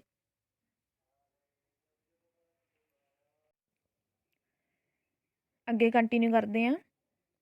ਖਿਲਜੀ ਵੰਸ਼ ਦੀ ਸਥਾਪਨਾ ਕਿਸਨੇ ਕੀਤੀ? ਜਲਾਲੁਦੀਨ ਫਿਰੋਜ਼ ਖਿਲਜੀ ਨੇ। ਖਿਲਜੀ ਵੰਸ਼ ਦੀ ਸਥਾਪਨਾ ਕਦੋਂ ਕੀਤੀ ਗਈ? 1290 ਈਸਵੀ ਵਿੱਚ। ਜਲਾਲੁਦੀਨ ਖਿਲਜੀ ਦਾ ਸ਼ਾਸਨ ਕਾਲ ਦੱਸੋ। ਜਲਾਲੁਦੀਨ ਖਿਲਜੀ ਜਿਹੜਾ ਸੀਗਾ ਉਹਨੇ 1290 ਤੋਂ ਲੈ ਕੇ 1296 ਈਸਵੀ ਤੱਕ ਰਾਜ ਕੀਤਾ ਸੀ। ਜਲਾਲੁਦੀਨ ਨੇ ਆਪਣੇ ਵਿਰੁੱਧ ਬਗਾਵਤ ਕਰਨ ਵਾਲੇ ਕਿਹੜੇ ਵਿਅਕਤੀ ਨੂੰ ਮਾਫ਼ ਕਰ ਦਿੱਤਾ? ਮਲਿਕ ਛੱਜੂ ਨੂੰ। ਅਲਾਉਦੀਨ ਖਿਲਜੀ ਕੌਣ ਸੀ? ਜਲਾਲੁਦੀਨ ਖਿਲਜੀ ਦਾ ਭਤੀਜਾ ਅਤੇ ਜਵਾਈ। ਕਿਹੜੀ ਜਿੱਤ ਤੋਂ ਬਾਅਦ ਅਲਾਉਦੀਨ ਨੇ ਜਲਾਲੁਦੀਨ ਨੂੰ ਮਾਰ ਦਿੱਤਾ? ਦੇਵਗਿਰੀ ਦੀ ਜਿੱਤ ਤੋਂ ਬਾਅਦ। ਖਿਲਜੀ ਵੰਸ਼ ਦਾ ਸਭ ਤੋਂ ਮਹਾਨ ਸ਼ਾਸਕ ਕੌਣ ਸੀ? ਅਲਾਉਦੀਨ ਖਿਲਜੀ। ਅਲਾਉਦੀਨ ਖਿਲਜੀ ਕਦੋਂ ਗੱਦੀ 'ਤੇ ਬੈਠਾ? 1296 ਈਸਵੀ ਦੇ ਵਿੱਚ ਜਿਹੜਾ ਅਲਾਉਦੀਨ ਖਿਲਜੀ ਸੀ ਉਹ ਗੱਦੀ 'ਤੇ ਬੈਠਾ ਸੀ। ਕਿਹਨੂੰ ਮਾਰ ਕੇ? ਜਲਾਲੁਦੀਨ ਖਿਲਜੀ ਨੂੰ ਮਾਰ ਕੇ। ਅਲਾਉਦੀਨ ਖਿਲਜੀ ਦਾ ਸ਼ਾਸਨ ਕਾਲ ਕੀ ਸੀ? 1296 ਤੋਂ ਲੈ ਕੇ 1316 ਈਸਵੀ ਤੱਕ ਜਿਹੜਾ ਅਲਾਉਦੀਨ ਖਿਲਜੀ ਸੀ ਉਹਨੇ ਰਾਜ ਕੀਤਾ। ਅਲਾਉਦੀਨ ਖਿਲਜੀ ਨੇ ਕਿੰਨਾ ਸਮਾਂ ਰਾਜ ਕੀਤਾ? 20 ਸਾਲ। ਅਲਾਉਦੀਨ ਖਿਲਜੀ ਨੇ ਗੁਜਰਾਤ 'ਤੇ ਕਦੋਂ ਜਿੱਤ ਪ੍ਰਾਪਤ ਕੀਤੀ? 1299 ਈਸਵੀ ਵਿੱਚ ਗੁਜਰਾਤ ਦਾ ਜਿਹੜਾ ਸ਼ਾਸਕ ਸੀ ਰਾਏਕਰਨ, ਉਹਨੂੰ ਹਰਾ ਕੇ ਗੁਜਰਾਤ 'ਤੇ ਜਿਹੜਾ ਸੀ ਇਹਨੇ ਜਿੱਤ ਪ੍ਰਾਪਤ ਕੀਤੀ ਸੀ। ਮਲਿਕ ਕਾਫੂਰ ਕੌਣ ਸੀ? ਅਲਾਉਦੀਨ ਖਿਲਜੀ ਦਾ ਇੱਕ ਗੁਲਾਮ ਸੀ ਅਤੇ ਇੱਕ ਹਿਜੜਾ ਸੀ। ਮਲਿਕ ਕਾਫੂਰ ਨੂੰ ਕਿੱਥੋਂ ਖਰੀਦਿਆ ਗਿਆ ਸੀ? ਗੁਜਰਾਤ ਤੋਂ। 1000 ਦਿਨਾਰੀ ਕਿਸਨੂੰ ਕਿਹਾ ਜਾਂਦਾ ਸੀ? ਮਲਿਕ ਕਾਫੂਰ ਨੂੰ। ਮਲਿਕ ਕਾਫੂਰ ਨੂੰ ਕਿਸਨੇ ਖਰੀਦਿਆ ਸੀ? ਨੁਸਰਤ ਖਾਂ ਨੇ। ਨੁਸਰਤ ਖਾਂ ਨੇ ਕਿੰਨੇ ਦਿਨਾਰ ਦੇ ਕੇ ਮਲਿਕ ਕਾਫੂਰ ਨੂੰ ਖਰੀਦਿਆ ਸੀ? 1000 ਦਿਨਾਰ ਦੇ ਕੇ। ਦੱਖਣੀ ਭਾਰਤ ਨੂੰ ਜਿੱਤਣ ਦਾ ਸਿਹਰਾ ਕਿਸ ਦੇ ਸਿਰ ਹੈ? ਮਲਿਕ ਕਾਫੂਰ ਦੇ। ਦੇਖੋ ਮਲਿਕ ਕਾਫੂਰ ਆ ਜਿਹੜਾ, ਇਹਦੇ ਬਾਰੇ ਕੀ ਗੱਲਾਂ ਯਾਦ ਰੱਖਣੀਆਂ ਨੇ ਕਿ ਇਹਨੂੰ ਕਿਹਨੇ ਖਰੀਦਿਆ ਸੀ? ਨੁਸਰਤ ਖਾਂ ਨੇ। ਕਦੋਂ? ਜਦੋਂ ਉਹਨੇ ਗੁਜਰਾਤ 'ਤੇ ਜਿੱਤ ਪ੍ਰਾਪਤ ਕੀਤੀ ਸੀ ਉਸ ਟਾਈਮ ਇਹਨੂੰ ਖਰੀਦਿਆ ਸੀਗਾ। ਠੀਕ ਆ। ਅਤੇ ਕਿੰਨੇ ਦਿਨਾਰ ਦੇ ਕੇ? 1000 ਦਿਨਾਰ ਦੇ ਕੇ ਇਹਨੂੰ ਖਰੀਦਿਆ ਸੀ, ਤਾਂ ਕਰਕੇ ਇਹਨੂੰ 1000 ਦਿਨਾਰੀ ਵੀ ਕਿਹਾ ਜਾਂਦਾ ਵਾ। ਅਤੇ ਜਿਹੜਾ ਅਲਾਉਦੀਨ ਖਿਲਜੀ ਉਹਨੇ ਦੱਖਣ ਭਾਰਤ ਵਿੱਚ ਜਿੰਨੀਆਂ ਵੀ ਵੱਡੀਆਂ ਜਿੱਤਾਂ ਪ੍ਰਾਪਤ ਕੀਤੀਆਂ ਨੇ ਉਹਨਾਂ ਦਾ ਸਿਹਰਾ ਕਿਹਦੇ ਸਿਰ ਜਾਂਦਾ ਵਾ? ਮਲਿਕ ਕਾਫੂਰ ਦੇ ਸਿਰ ਜਾਂਦਾ। ਅਲਾਉਦੀਨ ਨੇ ਰਣਥੰਭੌਰ 'ਤੇ ਕਦੋਂ ਜਿੱਤ ਪ੍ਰਾਪਤ ਕੀਤੀ? ਰਾਜਾ ਹਮੀਰਦੇਵ ਨੂੰ ਹਰਾ ਕੇ 1301 ਈਸਵੀ ਵਿੱਚ। ਹਮੀਰਦੇਵ ਦਾ ਕਿਹੜਾ ਮੰਤਰੀ ਅਲਾਉਦੀਨ ਨਾਲ ਰਲ ਗਿਆ ਸੀ? ਰਣਮੱਲ। ਅਲਾਉਦੀਨ ਨੇ ਚਿਤੌੜ 'ਤੇ ਕਦੋਂ ਹਮਲਾ ਕੀਤਾ? 1303 ਈਸਵੀ ਵਿੱਚ। ਉਸ ਸਮੇਂ ਚਿਤੌੜ ਦਾ ਸ਼ਾਸਕ ਕੌਣ ਸੀ? ਰਾਣਾ ਰਤਨ ਸਿੰਘ। ਅਲਾਉਦੀਨ ਨੇ ਚਿਤੌੜ 'ਤੇ ਹਮਲਾ ਕਿਉਂ ਕੀਤਾ? ਰਾਣੀ ਪਦਮਨੀ ਨੂੰ ਹਾਸਿਲ ਕਰਨ ਲਈ। ਰਾਣੀ ਪਦਮਨੀ ਕਿਸ ਦੀ ਪਤਨੀ ਸੀ? ਰਾਣਾ ਰਤਨ ਸਿੰਘ ਦੀ। ਰਾਣੀ ਪਦਮਨੀ ਅਤੇ ਹੋਰ ਰਾਜਪੂਤ ਇਸਤਰੀਆਂ ਨੇ ਆਪਣੀ ਇੱਜ਼ਤ ਬਚਾਉਣ ਲਈ ਕਿਹੜੀ ਰਸਮ ਅਦਾ ਕੀਤੀ? ਜੌਹਰ ਪ੍ਰਥਾ। ਅਲਾਉਦੀਨ ਖਿਲਜੀ ਨੇ ਚਿਤੌੜ ਦਾ ਗਵਰਨਰ ਕਿਸ ਨੂੰ ਨਿਯੁਕਤ ਕੀਤਾ? ਆਪਣੇ ਵੱਡੇ ਪੁੱਤਰ ਖਿਜਰ ਖਾਂ ਨੂੰ।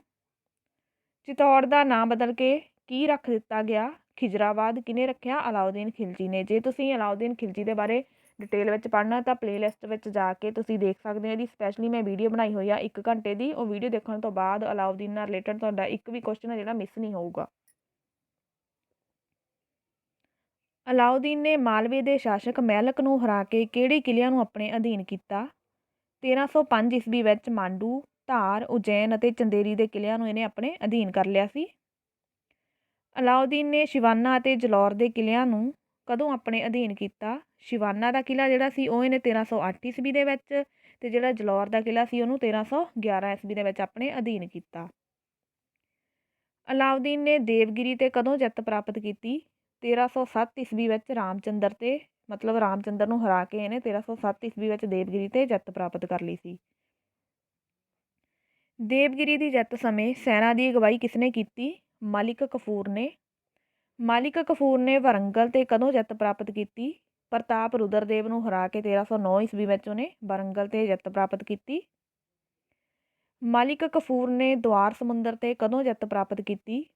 1310 ਅਤੇ 11 ਈਸਵੀ ਦੇ ਵਿੱਚ, ਅਤੇ ਉਸ ਟਾਈਮ ਇਹਨੇ ਬੀਰਬਲਬ ਤੀਜੇ ਨੂੰ ਹਰਾਇਆ ਸੀਗਾ।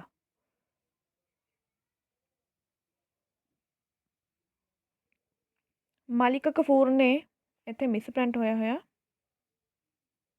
ਮਥੁਰਾ ਇੱਥੇ ਮਥੁਰਾ 'ਤੇ ਕਦੋਂ ਜਿੱਤ ਪ੍ਰਾਪਤ ਕੀਤੀ 1311 ਈਸਵੀ ਵਿੱਚ। ਮਥੁਰਾ ਦੇ ਕਿਹੜੇ ਦੋ ਸ਼ਾਸਕਾਂ ਵਿਚਕਾਰ ਝਗੜਾ ਚੱਲ ਰਿਹਾ ਸੀ ਸੁੰਦਰ ਪਾਂਡੇ ਅਤੇ ਵੀਰ ਪਾਂਡੇ ਦੇ ਵਿਚਕਾਰ ਉਸ ਟਾਈਮ ਜਿਹੜਾ ਸੀਗਾ ਰਾਜ ਗੱਦੀ ਨੂੰ ਲੈ ਕੇ ਝਗੜਾ ਚੱਲ ਰਿਹਾ ਸੀ। ਮਲਿਕ ਕਫੂਰ ਨੇ ਕਿਸ ਨਾਲ ਗੱਠਜੋੜ ਕਰ ਲਿਆ ਸੁੰਦਰ ਪਾਂਡੇ ਦੇ ਨਾਲ ਮਲਿਕ ਕਫੂਰ ਜਿਹੜਾ ਸੀ ਉਹਨੇ ਗੱਠਜੋੜ ਕਰ ਲਿਆ ਸੀ ਅਤੇ ਵੀਰ ਪਾਂਡੇ ਜਿਹੜਾ ਸੀਗਾ ਉਹ ਬਿਨਾਂ ਮੁਕਾਬਲਾ ਕੀਤੇ ਹੀ ਦੌੜ ਗਿਆ ਸੀਗਾ। ਮਲਿਕ ਕਫੂਰ ਨੇ ਦੇਵਗਿਰੀ 'ਤੇ ਦੁਬਾਰਾ ਕਦੋਂ ਜਿੱਤ ਪ੍ਰਾਪਤ ਕੀਤੀ 1313 ਈਸਵੀ ਵਿੱਚ। ਦੇਵਗਿਰੀ ਦੇ ਕਿਹੜੇ ਸ਼ਾਸਕ ਨੇ ਅਲਾਉਦੀਨ ਦੀ ਅਧੀਨਤਾ ਸਵੀਕਾਰ ਕਰਨ ਤੋਂ ਇਨਕਾਰ ਕਰ ਦਿੱਤਾ ਰਾਮਚੰਦਰ ਦੇ ਪੁੱਤਰ ਸ਼ੰਕਰਦੇਵ ਨੇ। ਮੱਧਕਾਲੀਨ ਭਾਰਤੀ ਇਤਿਹਾਸ ਵਿੱਚ ਕਿਸ ਨੂੰ ਇੱਕ ਅਰਥ ਸ਼ਾਸਤਰੀ ਦੇ ਰੂਪ ਵਿੱਚ ਮਹੱਤਵਪੂਰਨ ਸਥਾਨ ਪ੍ਰਾਪਤ ਹੈ ਅਲਾਉਦੀਨ ਖਿਲਜੀ ਨੂੰ। ਇਸ ਤੋਂ ਬਿਨਾਂ ਇਹਨੂੰ ਆਪਣੀ ਵਿਚਾਰ ਪ੍ਰਣਾਲੀ ਹੈ ਜਿਹੜੀ ਉਹਦੇ ਕਰਕੇ ਵੀ ਜਾਣਿਆ ਜਾਂਦਾ ਵਾ। ਆਪਣੇ ਸਾਮਰਾਜ ਨੂੰ ਮੁਗਲਾਂ ਦੇ ਹਮਲਿਆਂ ਤੋਂ ਸੁਰੱਖਿਅਤ ਰੱਖਣ ਲਈ ਅਲਾਉਦੀਨ ਨੂੰ ਕਿਸ ਦੀ ਲੋੜ ਸੀ ਵਿਸ਼ਾਲ ਅਤੇ ਸ਼ਕਤੀਸ਼ਾਲੀ ਸੈਨਾ ਦੀ। ਹੁਣ ਦੇਖੋ ਇਹਨੂੰ ਵਿਸ਼ਾਲ ਅਤੇ ਸ਼ਕਤੀਸ਼ਾਲੀ ਸੈਨਾ ਦੀ ਲੋੜ ਸੀਗੀ ਠੀਕ ਆ। ਸੈਨਾ ਦੀ ਮਤਲਬ ਕੀ ਸੀਗਾ ਵੀ ਜਿਹਨੇ ਸ਼ਕਤੀਸ਼ਾਲੀ ਸੈਨਾ ਰੱਖਣੀ ਸੀ ਤਾਂ ਉਹਨਾਂ ਸੈਨਿਕਾਂ ਨੂੰ ਤਨਖਾਹਾਂ ਵੀ ਦੇਣੀਆਂ ਪੈਣੀਆਂ ਸੀਗੀਆਂ। ਇਹਨੇ ਕੀ ਕੀਤਾ ਕਿ ਸੈਨਿਕਾਂ ਦੀ ਤਨਖਾਹ ਤਾਂ ਘੱਟ ਰੱਖੀ ਬਟ ਨਾਲ ਹੀ ਨਾਲ ਕੀ ਸੀਗਾ ਕਿ ਆਪਦੀ ਬਾਜ਼ਾਰ ਪ੍ਰਣਾਲੀ ਦੇ ਅਕੋਰਡਿੰਗ ਜਿਹੜੀਆਂ ਚੀਜ਼ਾਂ ਸੀ ਸਾਰੀਆਂ ਉਹਨਾਂ ਦਾ ਰੇਟ ਘਟਾਤਾ ਸੀਗਾ। ਅਲਾਉਦੀਨ ਨੇ ਕਣਕ ਦਾ ਭਾਅ ਕਿੰਨਾ ਕਰ ਦਿੱਤਾ 7.5 ਜੀਤਲ ਪ੍ਰਤੀ ਮਣ ਜਿਹੜਾ ਸੀ ਉਹਨੇ ਕਣਕ ਦਾ ਭਾਅ ਕਰਤਾ। ਅਲਾਉਦੀਨ ਨੇ ਜੌਂ ਦਾ ਭਾਅ ਕਿੰਨਾ ਕਰ ਦਿੱਤਾ 4 ਜੀਤਲ ਪ੍ਰਤੀ ਮਣ। ਜੀਤਲ ਜਿਹੜਾ ਸੀਗਾ ਉਸ ਟਾਈਮ ਦੇ ਵਿੱਚ ਤਾਂਬੇ ਦਾ ਸਿੱਕਾ ਸੀਗਾ। ਅਲਾਉਦੀਨ ਨੇ ਚੌਲ ਦਾ ਭਾਅ ਕਿੰਨਾ ਕਰ ਦਿੱਤਾ 5 ਜੀਤਲ ਪ੍ਰਤੀ ਮਣ। ਅਲਾਉਦੀਨ ਨੇ ਦਾਲਾਂ ਦਾ ਭਾਅ ਕਿੰਨਾ ਕਰ ਦਿੱਤਾ 5 ਜੀਤਲ ਪ੍ਰਤੀ ਮਣ। ਅਲਾਉਦੀਨ ਨੇ ਖੰਡ ਦਾ ਭਾਅ ਕਿੰਨਾ ਕਰ ਦਿੱਤਾ 1.5 ਜੀਤਲ ਪ੍ਰਤੀ ਸ਼ੇਰ। ਅਲਾਉਦੀਨ ਨੇ ਘਿਓ ਦਾ ਭਾਅ ਕਿੰਨਾ ਕਰ ਦਿੱਤਾ 1 ਜੀਤਲ ਪ੍ਰਤੀ 2.5 ਸੇਰ। ਅਲਾਉਦੀਨ ਦੇ ਸਮੇਂ ਸਭ ਤੋਂ ਚੰਗੀ ਨਸਲ ਦੇ ਘੋੜੇ ਦਾ ਭਾਅ ਕਿੰਨਾ ਸੀ 100 ਤੋਂ ਲੈ ਕੇ 120 ਟਾਂਕੇ। ਟਾਂਕਾ ਜਿਹੜਾ ਸੀਗਾ ਦਿੱਲੀ ਸਲਤਨਤ ਦੇ ਟਾਈਮ ਪੀਰੀਅਡ ਵਿੱਚ ਚਾਂਦੀ ਦਾ ਸਿੱਕਾ ਸੀ। ਅਲਾਉਦੀਨ ਦੇ ਸਮੇਂ ਦਰਮਿਆਨੀ ਨਸਲ ਦੇ ਘੋੜੇ ਦਾ ਭਾਅ ਕਿੰਨਾ ਸੀ 80 ਤੋਂ 90 ਟਾਂਕੇ। ਇੱਕ ਆਮ ਖੱਚਰ ਦਾ ਮੁੱਲ ਕਿੰਨਾ ਹੁੰਦਾ ਸੀ 10 ਤੋਂ 25 ਟਾਂਕੇ। ਦੁੱਧ ਦੇਣ ਵਾਲੀ ਗਾਂ ਦਾ ਮੁੱਲ ਕਿੰਨਾ ਹੁੰਦਾ ਸੀ 3 ਤੋਂ 4 ਟਾਂਕੇ। ਦਾਸੀ ਦਾ ਮੁੱਲ ਕਿੰਨਾ ਹੁੰਦਾ ਸੀ 5 ਤੋਂ 12 ਟੰਕੇ। ਸੁੰਦਰ ਨਜ਼ਰ ਆਉਣ ਵਾਲੀ ਰਖੈਲ ਦਾ ਮੁੱਲ ਕਿੰਨਾ ਹੁੰਦਾ ਸੀ 20 ਤੋਂ 24 ਟੰਕੇ। ਸਭ ਤੋਂ ਸੁੰਦਰ ਨਜ਼ਰ ਆਉਣ ਵਾਲੀ ਜਵਾਨ ਰਖੈਲ ਦਾ ਮੁੱਲ ਕਿੰਨਾ ਹੁੰਦਾ ਸੀ 2000 ਟੰਕੇ। ਦਾਸ ਦਾ ਮੁੱਲ ਕਿੰਨਾ ਹੁੰਦਾ ਸੀ 10 ਤੋਂ 15 ਟੰਕੇ। ਅਨਾਜ ਦੇ ਭੰਡਾਰ ਲਈ ਗੋਦਾਮ ਕਿੱਥੇ ਖੁਲਾਏ ਗਏ ਦਿੱਲੀ ਵਿੱਚ। ਦਿੱਲੀ ਦੇ 100 ਕੋਹਾਂ ਦੇ ਅੰਦਰ ਰਹਿਣ ਵਾਲੇ ਮਜ਼ਦੂਰਾਂ ਨੂੰ ਅਲਾਉਦੀਨ ਨੇ ਕੀ ਨਿਰਦੇਸ਼ ਦਿੱਤਾ ਸੀ ਉਹਦੇ 100 ਕੋਹਾਂ ਦੇ ਅੰਦਰ ਰਹਿਣ ਵਾਲੇ ਜਿਹੜੇ ਮਜ਼ਦੂਰ ਸੀ ਉਹਨਾਂ ਨੂੰ ਅਲਾਉਦੀਨ ਨੇ ਕੀ ਨਿਰਦੇਸ਼ ਦਿੱਤਾ ਸੀ ਕਿ ਉਹ ਕਿਸੇ ਵੀ ਹਾਲ ਵਿੱਚ ਆਪਣੇ ਕੋਲ 10 ਮਣ ਤੋਂ ਵੱਧ ਅਨਾਜ ਨਾ ਰੱਖਣ। ਕਿਸਾਨਾਂ ਨੂੰ ਭੂਮੀ ਦਾ ਲਗਾਨ ਕਿਸ ਰੂਪ ਵਿੱਚ ਦੇਣ ਲਈ ਕਿਹਾ ਗਿਆ ਅਨਾਜ ਦੇ ਰੂਪ ਵਿੱਚ। ਅਕਾਲ ਜਾਂ ਸੋਕੇ ਦੇ ਦਿਨਾਂ ਵਿੱਚ ਲੋਕਾਂ ਨੂੰ ਰਾਹਤ ਦੇਣ ਲਈ ਅਲਾਉਦੀਨ ਨੇ ਕਿਹੜੀ ਪ੍ਰਣਾਲੀ ਸ਼ੁਰੂ ਕੀਤੀ ਰਾਸ਼ਨ ਪ੍ਰਣਾਲੀ। ਰਾਸ਼ਨ ਪ੍ਰਣਾਲੀ ਅਨੁਸਾਰ ਦੁਕਾਨਦਾਰ ਲੋਕਾਂ ਨੂੰ ਕਿੰਨਾ ਅਨਾਜ ਰੋਜ਼ਾਨਾ ਦਿੰਦੇ ਸਨ 6 ਜਾਂ 7 ਸ਼ੇਰ। ਅਲਾਉਦੀਨ ਖਿਲਜੀ ਨੂੰ ਮੁੱਖ ਤੌਰ 'ਤੇ ਕਿਸ ਲਈ ਜਾਣਿਆ ਜਾਂਦਾ ਸੀ ਮੰਡੀ ਸੁਧਾਰਾਂ ਕਾਰਨ। ਅਲਾਉਦੀਨ ਖਿਲਜੀ ਨੇ ਮੰਡੀਆਂ ਦਾ ਪ੍ਰਬੰਧ ਚਲਾਉਣ ਲਈ ਕਿਹੜੇ ਅਧਿਕਾਰੀ ਨਿਯੁਕਤ ਕੀਤੇ ਦੀਵਾਨੇ ਰਿਆਸਤ ਅਤੇ ਸ਼ਾਨਾ ਏ ਮੰਡੀ ਨਾਂ ਦੇ 2 ਅਧਿਕਾਰੀ ਜਿਹੜੇ ਸੀ ਉਹਨੇ ਨਿਯੁਕਤ ਕੀਤੇ ਸੀ। ਅਲਾਉਦੀਨ ਖਿਲਜੀ ਦੀ ਮੌਤ ਕਦੋਂ ਹੋਈ 1316 ਈਸਵੀ ਵਿੱਚ। 1316 ਤੋਂ 1320 ਈਸਵੀ ਦੌਰਾਨ ਅਲਾਉਦੀਨ ਦੇ ਉੱਤਰਾਧਿਕਾਰੀ ਕੌਣ ਬਣੇ। ਪਹਿਲਾ ਜਿਹੜਾ ਬਣਿਆ ਸੀ ਸ਼ਹਾਬੂਦੀਨ ਉਮਰ, ਫਿਰ ਬਣਿਆ ਮੁਬਾਰਕ ਸ਼ਾਹ ਅਤੇ ਤੀਜਾ ਬਣਿਆ ਨਾਸੀਰੁਦੀਨ ਖੁਸਰੋ ਸ਼ਾਹ। ਖੁਸਰੋ ਸ਼ਾਹ ਦਾ ਕਤਲ ਕਿਸਨੇ ਕੀਤਾ ਸਤੰਬਰ 1320 ਈਸਵੀ ਦੇ ਵਿੱਚ ਗਾਜੀ ਤੁਗਲਕ ਨੇ। ਤੁਗਲਕ ਵੰਸ਼ ਦੀ ਸਥਾਪਨਾ ਕਿਸਨੇ ਕੀਤੀ ਗਾਜੀ ਮਲਿਕ ਨੇ। ਤੁਗਲਕ ਵੰਸ਼ ਦੀ ਸਥਾਪਨਾ ਕਦੋਂ ਕੀਤੀ ਗਈ 1320 ਈਸਵੀ ਵਿੱਚ। ਗਾਜੀ ਮਲਿਕ ਦਾ ਪੂਰਾ ਨਾਂ ਕੀ ਸੀ ਗਿਆਸੁਦੀਨ ਤੁਗਲਕ ਸ਼ਾਹ। ਗਿਆਸੁਦੀਨ ਤੁਗਲਕ ਸ਼ਾਹ ਨੇ ਕਦੋਂ ਤੋਂ ਕਦੋਂ ਤੱਕ ਰਾਜ ਕੀਤਾ ਇਹਨੇ 1320 ਤੋਂ ਲੈ ਕੇ 1325 ਈਸਵੀ ਤੱਕ ਰਾਜ ਕੀਤਾ। ਗਿਆਸੁਦੀਨ ਨੇ ਮੁਗਲਾਂ ਨੂੰ ਕਰਾਰੀ ਹਾਰ ਕਦੋਂ ਦਿੱਤੀ 1324 ਈਸਵੀ ਵਿੱਚ। ਗਿਆਸੁਦੀਨ ਤੁਗਲਕ ਨੂੰ ਇੱਕ ਸਾਜ਼ਿਸ਼ ਰਾਹੀਂ ਮਰਵਾ ਕੇ ਕੌਣ ਰਾਜਗੱਦੀ 'ਤੇ ਬੈਠਾ? ਮੁਹੰਮਦ ਬਿਨ ਤੁਗਲਕ। ਮੁਹੰਮਦ ਬਿਨ ਤੁਗਲਕ ਦਿੱਲੀ ਸਲਤਨਤ ਦਾ ਨਵਾਂ ਸੁਲਤਾਨ ਕਦੋਂ ਬਣਿਆ? 1325 ਈਸਵੀ ਵਿੱਚ। ਮੁਹੰਮਦ ਬਿਨ ਤੁਗਲਕ ਦਾ ਅਸਲ ਨਾਂ ਕੀ ਸੀ? ਜੂਨਾ ਖਾਂ।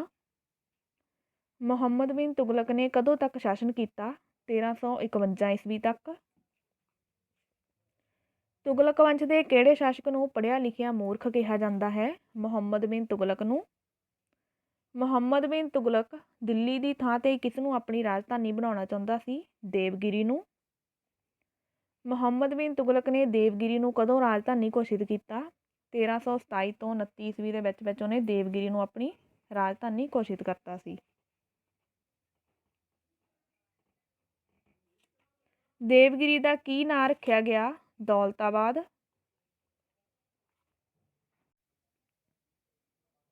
ਮੁਹੰਮਦ ਬਿਨ ਤੁਗਲਕ ਨੇ ਕਿਹੜੀ ਧਾਤੂ ਦੀ ਸੰਕੇਤਕ ਮੁਦਰਾ ਚਲਾਈ? ਕਾਂਚੀ ਦੀ। ਮੁਹੰਮਦ ਬਿਨ ਤੁਗਲਕ ਨੇ ਸੰਕੇਤਕ ਮੁਦਰਾ ਪ੍ਰਣਾਲੀ ਕਦੋਂ ਜਾਰੀ ਕੀਤੀ? 1330 ਤੋਂ 32 ਈਸਵੀ ਦੇ ਸਮੇਂ ਦੌਰਾਨ। ਮੁਹੰਮਦ ਬਿਨ ਤੁਗਲਕ ਨੇ ਦੁਆਬੇ ਵਿੱਚ ਕਰ ਕਦੋਂ ਵਧਾਇਆ? 1330 ਈਸਵੀ ਵਿੱਚ। ਖੇਤੀ ਦੇ ਸੁਧਾਰ ਲਈ ਮੁਹੰਮਦ ਬਿਨ ਤੁਗਲਕ ਨੇ ਕਿਹੜਾ ਮਹਿਕਮਾ ਬਣਾਇਆ? ਦੀਵਾਨੇ ਕੋਹੀ ਨਾਂ ਦਾ ਮਹਿਕਮਾ ਜਿਹੜਾ ਮੁਹੰਮਦ ਬਿਨ ਤੁਗਲਕ ਨੇ ਬਣਵਾਇਆ ਸੀ। ਮੁਹੰਮਦ ਬਿਨ ਤੁਗਲਕ ਨੇ ਖੁਰਾਸਾਨ ਦੀ ਜਿੱਤ ਦੀ ਯੋਜਨਾ ਕਦੋਂ ਬਣਾਈ? 1332-33 ਈਸਵੀ ਦੇ ਵਿੱਚ। 1333 ਵਿੱਚ ਮੁਹੰਮਦ ਬਿਨ ਤੁਗਲਕ ਨੂੰ ਕਿਹੜੀ ਅਸਫਲਤਾ ਦਾ ਸਾਹਮਣਾ ਕਰਨਾ ਪਿਆ? ਕਰਾਚਲ ਮੁਹਿੰਮ ਦੀ ਅਸਫਲਤਾ ਦਾ। ਮੁਹੰਮਦ ਬਿਨ ਤੁਗਲਕ ਦੀ ਮੌਤ ਤੋਂ ਬਾਅਦ ਦਿੱਲੀ ਦਾ ਸੁਲਤਾਨ ਕੌਣ ਬਣਿਆ? ਫਿਰੋਜ਼ ਸ਼ਾਹ ਤੁਗਲਕ। ਫਿਰੋਜ਼ ਸ਼ਾਹ ਤੁਗਲਕ ਦਾ ਸ਼ਾਸਨ ਕਾਲ ਕੀ ਸੀ? 1351 ਤੋਂ ਲੈ ਕੇ 1388 ਈਸਵੀ ਤੱਕ ਉਹਦਾ ਸ਼ਾਸਨ ਕਾਲ ਰਿਹਾ। ਫਿਰੋਜ਼ ਸ਼ਾਹ ਕਿਸ ਦਾ ਪੁੱਤਰ ਸੀ? ਸੁਲਤਾਨ ਗਿਆਸੁਦੀਨ ਦੇ ਛੋਟੇ ਭਰਾ ਰਜਬ ਦਾ ਪੁੱਤਰ ਸੀ ਜਿਹੜਾ ਫਿਰੋਜ਼ ਸ਼ਾਹ ਸੀਗਾ। ਫਿਰੋਜ਼ ਸ਼ਾਹ ਤੁਗਲਕ ਨੇ ਕਿਹੜੇ 4 ਕਰਾਂ ਨੂੰ ਛੱਡ ਕੇ ਬਾਕੀ ਕਰ ਮਾਫ ਕਰ ਦਿੱਤੇ? ਜਜ਼ੀਆ, ਜ਼ਕਾਤ, ਖਮਸ, ਖਰਾਜ। 4 ਕਰ ਤਾਂ ਜਿਹੜੇ ਸੀ ਉਹਨੇ ਲੱਗੇ ਰਹਿਣ ਦਿੱਤੇ ਸੀ, ਬਾਕੀ ਦੇ ਸਾਰੇ ਕਰ ਮਾਫ ਕਰਤੇ ਸੀਗੇ। ਤੁਗਲਕ ਵੰਸ਼ ਦਾ ਆਖਰੀ ਸ਼ਾਸਕ ਕੌਣ ਸੀਗਾ? ਮਹਿਮੂਦ ਜਿਹੜਾ ਸੀਗਾ ਉਹ ਤੁਗਲਕ ਵੰਸ਼ ਦਾ ਆਖਰੀ ਸ਼ਾਸਕ ਸੀਗਾ।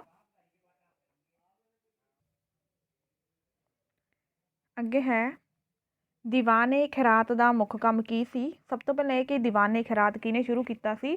ਫਿਰੋਜ਼ ਸ਼ਾਹ ਤੁਗਲਕ ਨੇ ਸ਼ੁਰੂ ਕੀਤਾ ਸੀ ਇਹ, ਠੀਕ ਆ। ਇਹਦਾ ਮੁੱਖ ਉਦੇਸ਼ ਕੀ ਸੀਗਾ? ਕਿ ਜਿਹੜੇ ਗਰੀਬ ਲੋਕ ਆ ਉਹਨਾਂ ਦੀ ਹੈਲਪ ਕਰਨਾ। ਇਹ ਵਿਭਾਗ ਜਿਹੜਾ ਸੀ 2 ਭਾਗਾਂ ਵਿੱਚ ਵੰਡਿਆ ਹੋਇਆ ਸੀ। ਜਿਹੜਾ ਇਹਦਾ ਇੱਕ ਵਿਭਾਗ ਸੀਗਾ ਉਹ ਜਿੰਨਾ ਵੀ ਮਤਲਬ ਬੇਰੁਜ਼ਗਾਰ ਹੁੰਦੇ ਸੀਗੇ ਰਾਜ ਦੇ ਵਿੱਚ, ਠੀਕ ਆ, ਉਹਨਾਂ ਸਾਰਿਆਂ ਦੇ ਨਾਂ ਦਰਜ ਕਰਦਾ ਸੀ ਅਤੇ ਉਹਨਾਂ ਨੂੰ ਯੋਗਤਾ ਦੇ ਅਨੁਸਾਰ ਕੰਮ ਦਿਵਾਉਂਦੇ ਸੀਗੇ। ਜਿਹੜਾ ਦੂਜਾ ਵਿਭਾਗ ਸੀ ਉਹਦਾ ਕੀ ਕੰਮ ਸੀ? ਬੇਰੁਜ਼ਗਾਰਾਂ, ਆਹ ਦੇਖੋ ਲਿਖਿਆ ਹੋਇਆ ਨਾ ਦੋਨੇ, ਬੇਰੁਜ਼ਗਾਰਾਂ ਨੂੰ ਰੁਜ਼ਗਾਰ ਦਿਵਾਉਣਾ ਅਤੇ ਗਰੀਬ ਲੜਕੀਆਂ ਦਾ ਵਿਆਹ ਕਰਨਾ। ਦੂਜੇ ਵਿਭਾਗ ਦਾ ਕੰਮ ਸੀ ਗਰੀਬ ਲੜਕੀਆਂ ਦਾ ਵਿਆਹ ਕਰਨਾ। ਫਿਰੋਜ਼ ਤੁਗਲਕ ਨੇ ਗਰੀਬਾਂ ਦੇ ਇਲਾਜ ਲਈ ਕਿਹੜਾ ਹਸਪਤਾਲ ਬਣਵਾਇਆ? ਦਾਰੁਲ ਸਫਾ, ਜਿੱਥੇ ਗਰੀਬ ਲੋਕਾਂ ਦਾ ਫ੍ਰੀ ਵਿੱਚ ਇਲਾਜ ਕੀਤਾ ਜਾਂਦਾ ਸੀ। ਬਰਨੀ ਨੇ ਫਿਰੋਜ਼ ਤੁਗਲਕ ਸੰਬੰਧੀ ਕਿਹੜੀ ਕਿਤਾਬ ਦੀ ਰਚਨਾ ਕੀਤੀ? ਤਾਰੀਖ-ਏ ਫਿਰੋਜ਼ ਸ਼ਾਹੀ। ਸਿੱਖਿਆ ਦੇ ਵਿਕਾਸ ਲਈ ਫਿਰੋਜ਼ ਤੁਗਲਕ ਨੇ ਕੀ ਕੀਤਾ? ਬਹੁਤ ਸਾਰੇ ਮਦਰਸੇ ਖੁਲਵਾਏ। ਤਾਰੀਖ-ਏ ਫਿਰੋਜ਼ ਸ਼ਾਹੀ ਦੀ ਰਚਨਾ ਕਿਸਨੇ ਕੀਤੀ? ਇਹਦੀ ਰਚਨਾ ਜਿਹੜੀ ਸੀ ਉਹ ਜ਼ਿਆਉਦੀਨ ਬਰਨੀ ਨੇ ਕੀਤੀ ਸੀ। ਜ਼ਿਆਉਦੀਨ ਬਰਨੀ ਨੇ। ਫਿਰੋਜ਼ ਸ਼ਾਹ ਤੁਗਲਕ ਨੇ ਕਿਹੜੇ ਸ਼ਹਿਰ ਉਸਾਰੇ? 4 ਸ਼ਹਿਰ ਉਸਾਰੇ ਸੀ ਉਹਨੇ। ਕਿਹੜੇ ਕਿਹੜੇ? ਫਿਰੋਜ਼ਪੁਰ, ਫਤਿਆਬਾਦ, ਜੌਨਪੁਰ, ਹਿਸਾਰ ਫਿਰੋਜ਼ਾ। 4 ਦੇ ਨਾਮ ਯਾਦ ਰੱਖਣੇ ਆ, ਫਿਰੋਜ਼ਪੁਰ, ਫਤਿਆਬਾਦ, ਜੌਨਪੁਰ ਤੇ ਹਿਸਾਰ ਫਿਰੋਜ਼ਾ। ਫਿਰੋਜ਼ ਸ਼ਾਹ ਤੁਗਲਕ ਨੇ ਕਿਹੜੇ ਸਿੱਕੇ ਚਲਾਏ? ਅੱਧੀ ਜੀਤਲ ਅਤੇ ਚੌਥਾਈ ਜੀਤਲ। ਬ੍ਰਾਹਮਣਾਂ 'ਤੇ ਸਭ ਤੋਂ ਪਹਿਲਾਂ ਜਜ਼ੀਆ ਕਰ ਕਿਸਨੇ ਲਗਾਇਆ? ਫਿਰੋਜ਼ ਸ਼ਾਹ ਤੁਗਲਕ ਨੇ। ਕਿਹੜੇ ਸ਼ਾਸਕ ਨੇ ਜਗਨਨਾਥਪੁਰੀ ਦੇ ਜਵਾਲਾਮੁਖੀ ਮੰਦਰਾਂ ਨੂੰ ਗਿਰਵਾ ਦਿੱਤਾ? ਫਿਰੋਜ਼ ਸ਼ਾਹ ਤੁਗਲਕ ਨੇ। ਕਿਹੜੇ ਸ਼ਾਸਕ ਨੇ ਜਗੀਰਦਾਰੀ ਪ੍ਰਥਾ ਨੂੰ ਮੁੜ ਤੋਂ ਸ਼ੁਰੂ ਕਰ ਦਿੱਤਾ? ਫਿਰੋਜ਼ ਸ਼ਾਹ ਤੁਗਲਕ ਨੇ। ਫਿਰੋਜ਼ ਸ਼ਾਹ ਤੁਗਲਕ ਨੇ ਰਾਜ ਅਧਿਕਾਰੀਆਂ ਨੂੰ ਤਨਖਾਹਾਂ ਦੀ ਥਾਂ 'ਤੇ ਕੀ ਦਿੱਤਾ? ਜਾਗੀਰਾਂ।